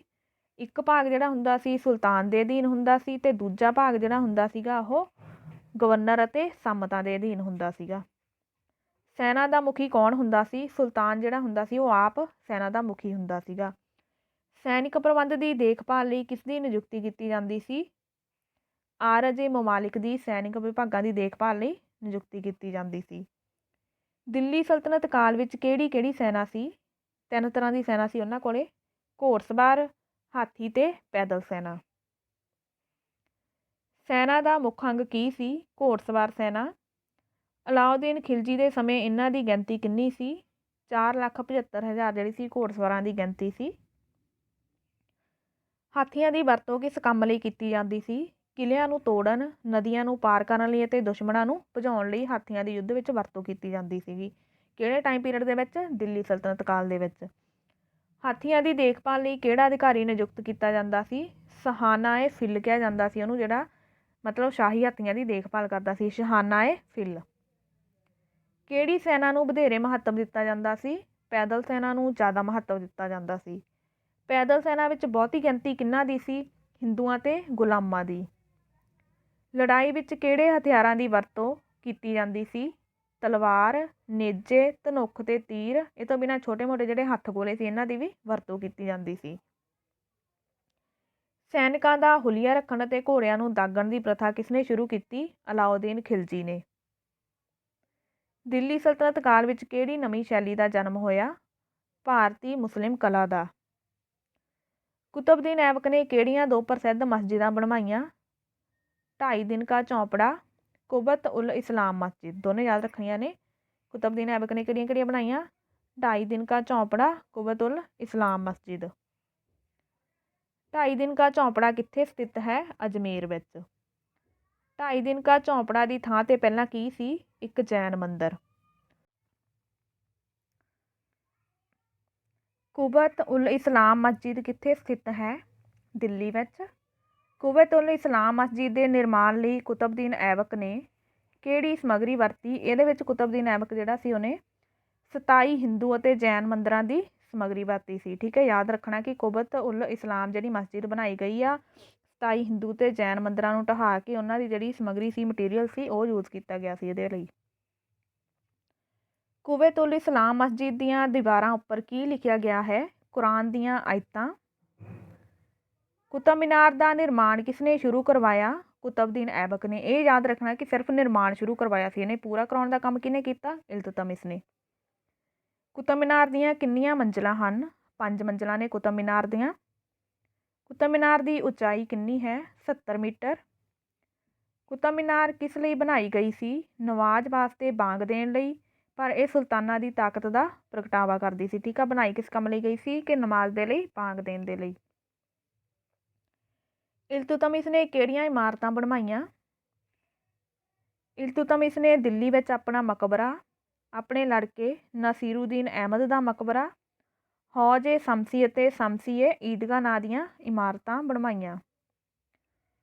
ਇਲਤੁਤਮਿਸ ਦੁਆਰਾ ਬਣਾਈਆਂ ਗਈਆਂ ਇਮਾਰਤਾਂ ਵਿੱਚ ਕਿਹੜੀ ਸ਼ੈਲੀ ਦੀ ਝਲਕ ਮਿਲਦੀ ਹੈ? ਹਿੰਦੂ ਸ਼ੈਲੀ ਦੀ। ਗੁਲਾਮ ਵੰਸ਼ ਦੀ ਅੰਤਿਮ ਇਮਾਰਤ ਕਿਹੜੀ ਸੀ? ਬਲਬਨ ਦਾ ਮਕਬਰਾ। ਇਸ ਵਿੱਚ ਮਿਹਰਾਬਾਂ ਨੂੰ ਵਿਗਿਆਨਕ ਢੰਗ ਨਾਲ ਬਣਾਇਆ ਗਿਆ ਸੀ। ਕਿਹੜੇ ਖਿਲਜੀ ਸ਼ਾਸਕ ਨੂੰ ਭਵਨ ਨਿਰਮਾਣ ਕਲਾ ਨਾਲ ਬਹੁਤ ਪਿਆਰ ਸੀ? ਅਲਾਉਦੀਨ ਖਿਲਜੀ ਨੂੰ। ਅਲਾਈ ਦਰਵਾਜ਼ਾ ਕਿਸਨੇ ਬਣਵਾਇਆ? ਅਲਾਉਦੀਨ ਖਿਲਜੀ ਨੇ। ਅਲਾਈ ਦਰਵਾਜ਼ਾ ਕਿੱਥੇ ਜਾਣ ਲਈ ਬਣਾਇਆ ਗਿਆ? ਕੁਬਤ ਉਲ ਇਸਲਾਮ ਮਸਜਿਦ ਦੇ ਅੰਦਰ। ਅੱਗੇ ਹੈ ਅਲਾਈ ਦਰਵਾਜ਼ਾ ਕਿਹੜੇ ਪੱਥਰ ਦਾ ਬਣਿਆ ਹੈ? ਇਹ ਜਿਹੜਾ ਦਰਵਾਜ਼ਾ ਵਾ ਲਾਲ ਪੱਥਰ ਅਤੇ ਸੰਗਮਰਮਰ ਦਾ ਬਣਿਆ ਹੋਇਆ ਹੈ। ਠੀਕ ਹੈ, ਲਾਲ ਪੱਥਰ ਤੇ ਸੰਗਮਰਮਰ ਯਾਦ ਰੱਖਣਾ। ਸੀਰੀ ਨਾਂ ਦਾ ਕਿਲ੍ਹਾ ਅਤੇ ਨਵਾਂ ਸ਼ਹਿਰ ਕਿਸਨੇ ਬਣਾਇਆ? ਕੁਤਬ ਮੀਨਾਰ ਤੋਂ 3 ਕਿਲੋਮੀਟਰ ਦੂਰ ਅਲਾਉਦੀਨ ਖਿਲਜੀ ਨੇ ਬਣਾਏ ਸੀ ਇਹ ਦੋਨੇ। ਕੀ? ਸੀਰੀ ਨਾਂ ਦਾ ਕਿਲ੍ਹਾ ਤੇ ਨਵਾਂ ਸ਼ਹਿਰ। ਅਲਾਉਦੀਨ ਖਿਲਜੀ ਨੇ ਹੋਰ ਕਿਹੜੀਆਂ ਇਮਾਰਤਾਂ ਬਣਵਾਈਆਂ? ਹਜ਼ਾਰ ਥੰਮ੍ਹਾਂ ਦਾ ਮਹਿਲ, ਹੌਜ ਖਾਸ, ਜਮਾਇਤਖਾਨਾ ਮਸਜਿਦ। ਗਿਆਸਉਦੀਨ ਤੁਗਲਕ ਨੇ ਕਿਹੜਾ ਨਗਰ ਵਸਾਇਆ? ਤੁਗਲਕਾਬਾਦ। ਮੁਹੰਮਦ ਬਿਨ ਤੁਗਲਕ ਨੇ ਕਿਹੜਾ ਨਵਾਂ ਸ਼ਹਿਰ ਬਣਾਇਆ? ਜਹਾਂਪਨਾਹ। ਲੋਧੀ ਕਾਲ ਵਿੱਚ ਕਿਹੜੀਆਂ ਇਮਾਰਤਾਂ ਬਣਾਈਆਂ ਗਈਆਂ? ਮੁਬਾਰਕ ਸ਼ਾਹ ਤੇ ਮੁਹੰਮਦ ਸ਼ਾਹ ਦੇ ਮਕਬਰੇ, ਸਿਕੰਦਰ ਲੋਧੀ ਦਾ ਮਕਬਰਾ, ਮੋਠ ਦੀ ਮਸਜਿਦ, ਬੜਾ ਗੁੰਬਦ ਤੇ ਦਾਦੀ ਦਾ ਗੁੰਬਦ। ਇੰਨੀਆਂ ਜਿਹੜੀਆਂ ਇਮਾਰਤਾਂ ਸੀ ਲੋਧੀ ਕਾਲ ਵਿੱਚ ਬਣਾਈਆਂ ਗਈਆਂ ਸੀ। ਦਿੱਲੀ ਸਲਤਨਤ ਦੇ ਪਤਨ ਕਾਰਨ ਕਿਹੜੇ ਸੁਤੰਤਰ ਰਾਜ ਹੋਂਦ ਵਿੱਚ ਆਏ? ਬੰਗਾਲ, ਜੌਨਪੁਰ, ਮਾਲਵਾ ਤੇ ਗੁਜਰਾਤ ਜਿਹੜੇ ਸੀ ਹੋਂਦ 'ਚ ਆਏ ਸੀ। ਬੰਗਾਲ ਦੀਆਂ ਇਮਾਰਤਾਂ ਵਿੱਚ ਕਿਸ ਦੀ ਵਰਤੋਂ ਵਧੇਰੇ ਕੀਤੀ ਜਾਂਦੀ ਸੀ? ਇੱਟਾਂ ਦੀ। ਅਦੀਨਾ ਮਸਜਿਦ ਕਿਸਨੇ ਬਣਵਾਈ? ਸਿਕੰਦਰ ਸਾਨੀ ਨੇ। ਗੌੜ ਦਾ ਕਿਹੜਾ ਦਰਵਾਜ਼ਾ ਆਪਣੀ ਸੁੰਦਰਤਾ ਲਈ ਪ੍ਰਸਿੱਧ ਹੈ? ਦਾਖਿਲ ਦਰਵਾਜ਼ਾ। ਜੌਨਪੁਰ ਦਾ ਕਿਹੜਾ ਸ਼ਾਸਕ ਆਪਣੀ ਭਵਨ ਨਿਰਮਾਣ ਕਲਾ ਦਾ ਸਰਪ੍ਰਸਤ ਸੀ? ਇਬਰਾਹਿਮ ਸ਼ਾਹ। ਇਬਰਾਹਿਮ ਸ਼ਾਹ ਨੇ ਕਿਹੜੇ ਭਵਨ ਦੀ ਉਸਾਰੀ ਕਰਵਾਈ? ਤਾਰਾ ਮਸਜਿਦ ਦੀ। ਜਾਮਾ ਮਸਜਿਦ ਕਿਸਨੇ ਬਣਵਾਈ? ਹੁਸੈਨ ਸ਼ਾਹ ਸਰਕੀ ਨੇ। ਜੌਨਪੁਰ ਵਿਖੇ ਬਣਾਈਆਂ ਗਈਆਂ ਮਸਜਿਦਾਂ ਦੀ ਖਾਸ ਗੱਲ ਕੀ ਸੀ? ਕਿ ਇੱਕ ਤਾਂ ਇਹਨਾਂ ਉੱਪਰ ਮੀਨਾਰਾਂ ਨਹੀਂ ਬਣਾਈਆਂ ਗਈਆਂ, ਇਹਨਾਂ ਉੱਪਰ ਹਿੰਦੂ ਸ਼ੈਲੀ ਦਾ ਪ੍ਰਭਾਵ ਆ ਜਿਹੜਾ ਉਹ ਸਪਸ਼ਟ ਦਿਖਾਈ ਦਿੰਦਾ ਹੈ। ਗੁਜਰਾਤ ਦੀਆਂ ਮਸਜਿਦਾਂ ਵਿੱਚੋਂ ਸਭ ਤੋਂ ਵਿਸ਼ਾਲ ਅਤੇ ਸੁੰਦਰ ਮਸਜਿਦ ਕਿਹੜੀ ਹੈ? ਜਾਮਾ ਮਸਜਿਦ। ਮਾਲਵਾ ਦੇ ਸ਼ਾਸਕਾਂ ਨੇ ਕਿਹੜੀਆਂ ਇਮਾਰਤਾਂ ਦੀ ਉਸਾਰੀ ਕਰਵਾਈ? ਜਾਮਾ ਮਸਜਿਦ, ਹੁਸੰਗ ਸ਼ਾਹ ਦਾ ਮਕਬਰਾ, ਹਿੰਡੋਲਾ ਮਹਿਲ ਅਤੇ ਜਹਾਜ਼ ਮਹਿਲ ਦਾ ਜਿਹੜਾ ਸੀ ਇਹਨਾਂ ਨੇ ਉਸਾਰੀ ਕਰਵਾਈ ਸੀ। ਬਾਹਮਣੀ ਸਾਮਰਾਜ ਦੇ ਅਧੀਨ ਕਿਹੜੀਆਂ ਇਮਾਰਤਾਂ ਬਣਾਈਆਂ ਗਈਆਂ? ਜਾਮਾ ਮਸਜਿਦ, ਚਾਰ ਮੀਨਾਰ, ਮਹਿਮੂਦ ਗਵਾ ਦਾ ਮਦਰਸਾ। ਫਿਰੋਜ਼ ਸ਼ਾਹ ਦਾ ਮਕਬਰਾ ਕਿੱਥੇ ਹੈ? ਗੁਲਵਰਗਾ ਵਿਖੇ। ਵਿਜੇਨਗਰ ਦੇ ਰਾਜਿਆਂ ਨੇ ਕਿਹੜੀਆਂ ਇਮਾਰਤਾਂ ਬਣਵਾਈਆਂ? ਹਜ਼ਾਰਾ ਅਤੇ ਬਿਠਲ ਸਵਾਮੀ ਮੰਦਰ। ਦਿੱਲੀ ਸਲਤਨਤ ਕਾਲ ਵਿੱਚ ਭਾਰਤੀ ਸਮਾਜ ਕਿਹੜੀਆਂ ਦੋ ਸ਼੍ਰੇਣੀਆਂ ਵਿੱਚ ਵੰਡਿਆ ਹੋਇਆ ਸੀ? ਹਿੰਦੂ ਅਤੇ ਮੁਸਲਮਾਨ ਨਾਂ ਦੀਆਂ ਦੋ ਸ਼੍ਰੇਣੀਆਂ ਵਿੱਚ ਭਾਰਤੀ ਸਮਾਜ ਉਸ ਟਾਈਮ ਦੇ ਵਿੱਚ ਵੰਡਿਆ ਹੋਇਆ ਸੀ। ਸਲਤਨਤ ਕਾਲ ਵਿੱਚ ਰਾਜਪੂਤਾਂ ਦੀ ਥਾਂ ਕਿਹਨਾਂ ਨੇ ਲੈ ਲਈ ਸੀ? ਤੁਰਕਾਂ ਤੇ ਅਫਗਾਨਾਂ ਨੇ। ਸਮਾਂ ਪਾ ਕੇ ਇਸ ਵਿੱਚ ਅਰਬੀ, ਇਰਾਨੀ, ਮੰਗੋਲ ਅਤੇ ਅਫਰੀਕੀ ਵੀ ਸ਼ਾਮਲ ਹੋ ਗਏ।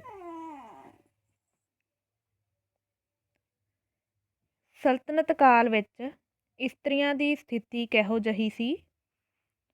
ਹਾਂਜੀ, ਹੁਣ ਦੇਖਦੇ ਹਾਂ ਕਿ ਸਲਤਨਤ ਕਾਲ ਵਿੱਚ ਜਿਹੜੀਆਂ ਇਸਤਰੀਆਂ ਸੀ ਉਹਨਾਂ ਦੀ ਹਾਲਤ ਕਿਹੋ ਜਿਹੀ ਸੀ। ਉਹਨਾਂ ਉੱਪਰ ਕਾਫੀ ਪਾਬੰਦੀਆਂ ਸਨ। ਠੀਕ ਹੈ, ਇਹ ਤੋਂ ਬਿਨਾਂ ਕੀ ਸੀ? ਭੋਗ ਵਿਲਾਸ ਲਈ ਇੱਕ ਵਸਤੂ ਸਮਝਿਆ ਜਾਂਦਾ ਸੀ। ਕੁਰਾਨ ਅਨੁਸਾਰ ਹਰ ਮੁਸਲਮਾਨ 4 ਵਿਆਹ ਕਰਵਾ ਸਕਦਾ ਸੀ। ਵੱਡੀ ਗਿਣਤੀ ਵਿੱਚ ਰਖਿਆਲਾਂ ਤੇ ਦਾਸੀਆਂ ਰੱਖਦੇ ਸਨ। ਵੇਸ਼ਵਾ ਪ੍ਰਥਾ ਪ੍ਰਚਲਿਤ ਸੀ।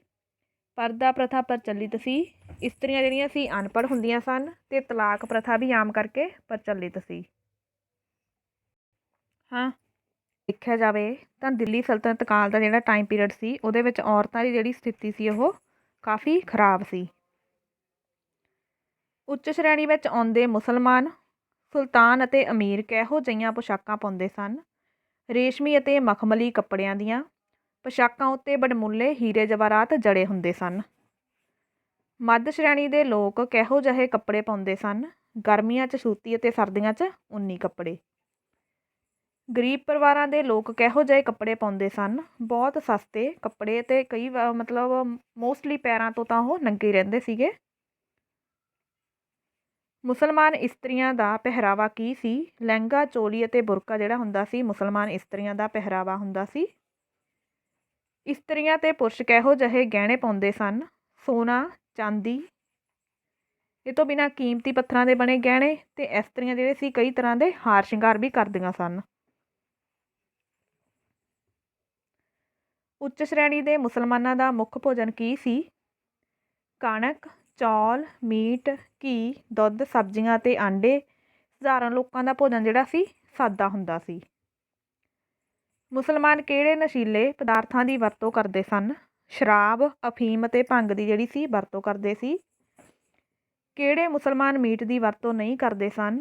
ਮੁਸਲਿਮ ਪੀਰ ਫਕੀਰ ਤੇ ਜਿਹੜੇ ਜੋਗੀ ਹੁੰਦੇ ਸੀ ਉਹ ਮੀਟ ਦੀ ਵਰਤੋਂ ਨਹੀਂ ਕਰਦੇ ਸੀ। ਮੁਸਲਮਾਨਾਂ ਦੇ ਮਨੋਰੰਜਨ ਦੇ ਸਾਧਨ ਕਿਹੜੇ ਸਨ?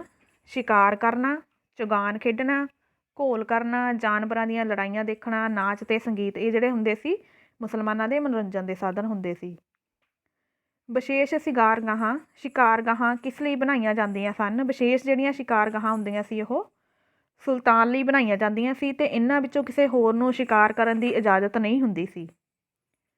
ਮੁਸਲਮਾਨ ਕਿਹੜੇ ਤਿਉਹਾਰ ਮਨਾਉਂਦੇ ਸਨ? ਈਦ, ਨੌਰੋਜ਼ ਅਤੇ ਸ਼ੱਬੇ ਬਰਾਤ ਨਾਂ ਦੇ ਤਿਉਹਾਰ ਜਿਹੜੇ ਸੀ ਮੁਸਲਮਾਨਾਂ ਵੱਲੋਂ ਦਿੱਲੀ ਸਲਤਨਤ ਕਾਲ ਦੇ ਟਾਈਮ ਪੀਰੀਅਡ ਵਿੱਚ ਮਨਾਏ ਜਾਂਦੇ ਸੀਗੇ। ਸਮਾਜ ਵਿੱਚ ਬਹੁ ਗਿਣਤੀ ਕਿਹਨਾਂ ਦੀ ਸੀ? ਹਿੰਦੂਆਂ ਦੀ। ਸਲਤਨਤ ਕਾਲ ਵਿੱਚ ਹਿੰਦੂਆਂ ਦੀ ਦਸ਼ਾ ਕਿਹੋ ਜਿਹੀ ਸੀ? ਹਿੰਦੂਆਂ ਦੀ ਜਿਹੜੀ ਦਸ਼ਾ ਹੁੰਦੀ ਸੀ ਕਾਫੀ ਤਰਸਯੋਗ ਸੀਗੀ। ਉੱਚੇ ਅਹੁਦਿਆਂ ਤੋਂ ਉਹਨਾਂ ਨੂੰ ਵੰਚਿਤ ਰੱਖਿਆ ਜਾਂਦਾ ਸੀਗਾ। ਠੀਕ ਹੈ। ਮੁਸਲਮਾਨ ਕੀ ਸੀ? ਉਹਨਾਂ ਨੂੰ ਕਾਫਰ ਸਮਝਦੇ ਸੀਗੇ ਤੇ ਉਹਨਾਂ ਦਾ ਭਾਰੀ ਅਪਮਾਨ ਕੀਤਾ ਜਾਂਦਾ ਸੀਗਾ। ਇਸਲਾਮ ਧਰਮ ਸਵੀਕਾਰ ਕਰਨ ਦੇ ਲਈ ਉਹਨਾਂ ਨੂੰ ਮਜਬੂਰ ਕੀਤਾ ਜਾਂਦਾ ਸੀ ਤੇ ਇਹਨਾਂ ਤੋਂ ਬਿਨਾਂ ਕੀ ਹੈ ਕਿ ਉਹਨਾਂ ਨੂੰ ਜਜ਼ੀਆ ਕਰ ਦੇਣਾ ਪੈਂਦਾ ਸੀ। ਅਲਾਉਦੀਨ ਖਿਲਜੀ ਨੇ ਕਿਹੜੇ ਅਹੁਦੇ 'ਤੇ ਕੰਮ ਕਰਨ ਵਾਲੇ ਹਿੰਦੂਆਂ ਦੇ ਵਿਸ਼ੇਸ਼ ਅਧਿਕਾਰਾਂ ਨੂੰ ਖਤਮ ਕਰ ਦਿੱਤਾ? ਖੁੱਤ ਚੌਧਰੀ ਅਤੇ ਮੁਕੱਦਮ ਦੇ ਅਹੁਦੇ 'ਤੇ ਕੰਮ ਕਰਨ ਵਾਲੇ।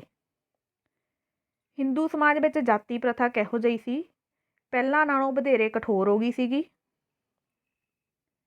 ਬ੍ਰਾਹਮਣਾਂ ਨੂੰ ਸ਼ਾਸਕਾਂ ਤੋਂ ਮਿਲਣ ਵਾਲੀ ਸਰਪ੍ਰਸਤੀ ਜਿਹੜੀ ਸੀ ਬੰਦ ਹੋ ਚੁੱਕੀ ਸੀ।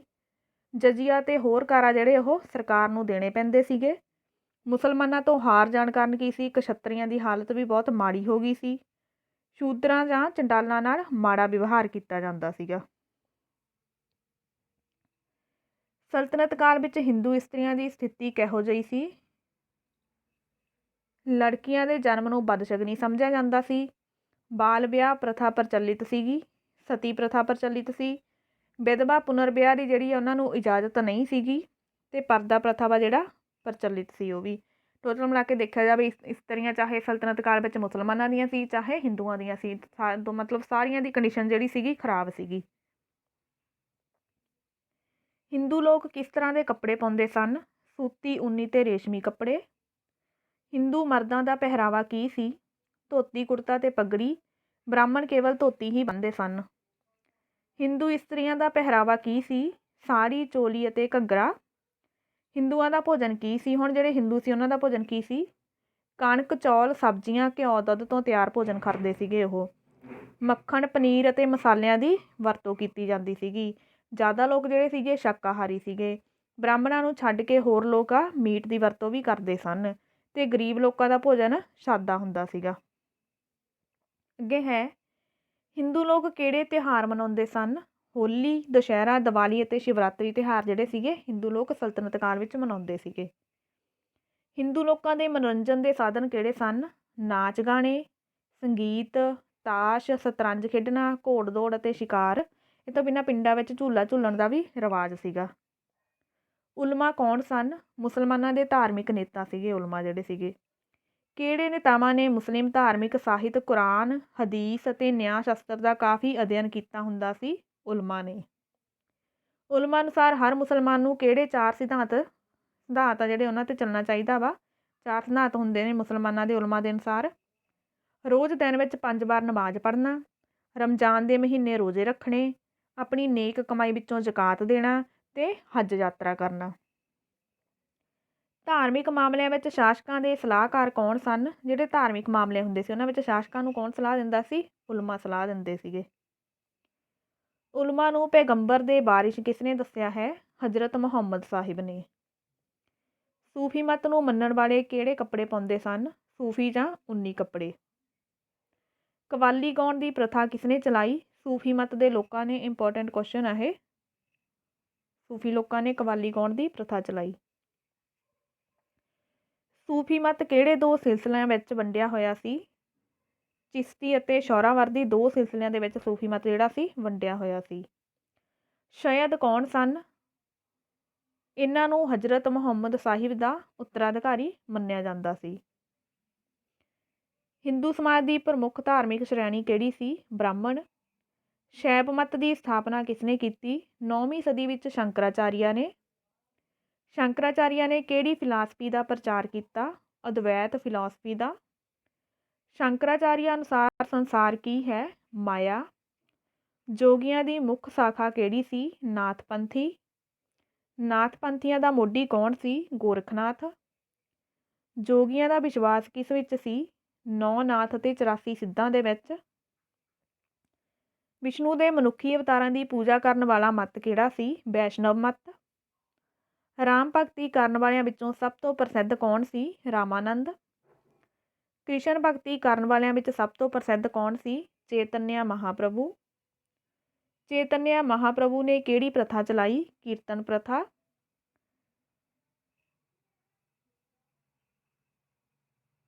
ਜਿਹੜੇ ਭਗਤੀ ਮਨੁੱਖੀ ਅਵਤਾਰਾਂ ਅਤੇ ਮੂਰਤੀ ਪੂਜਾ ਦੇ ਵਿਰੁੱਧ ਸਨ ਉਹਨਾਂ ਨੂੰ ਕੀ ਕਿਹਾ ਜਾਂਦਾ ਸੀ?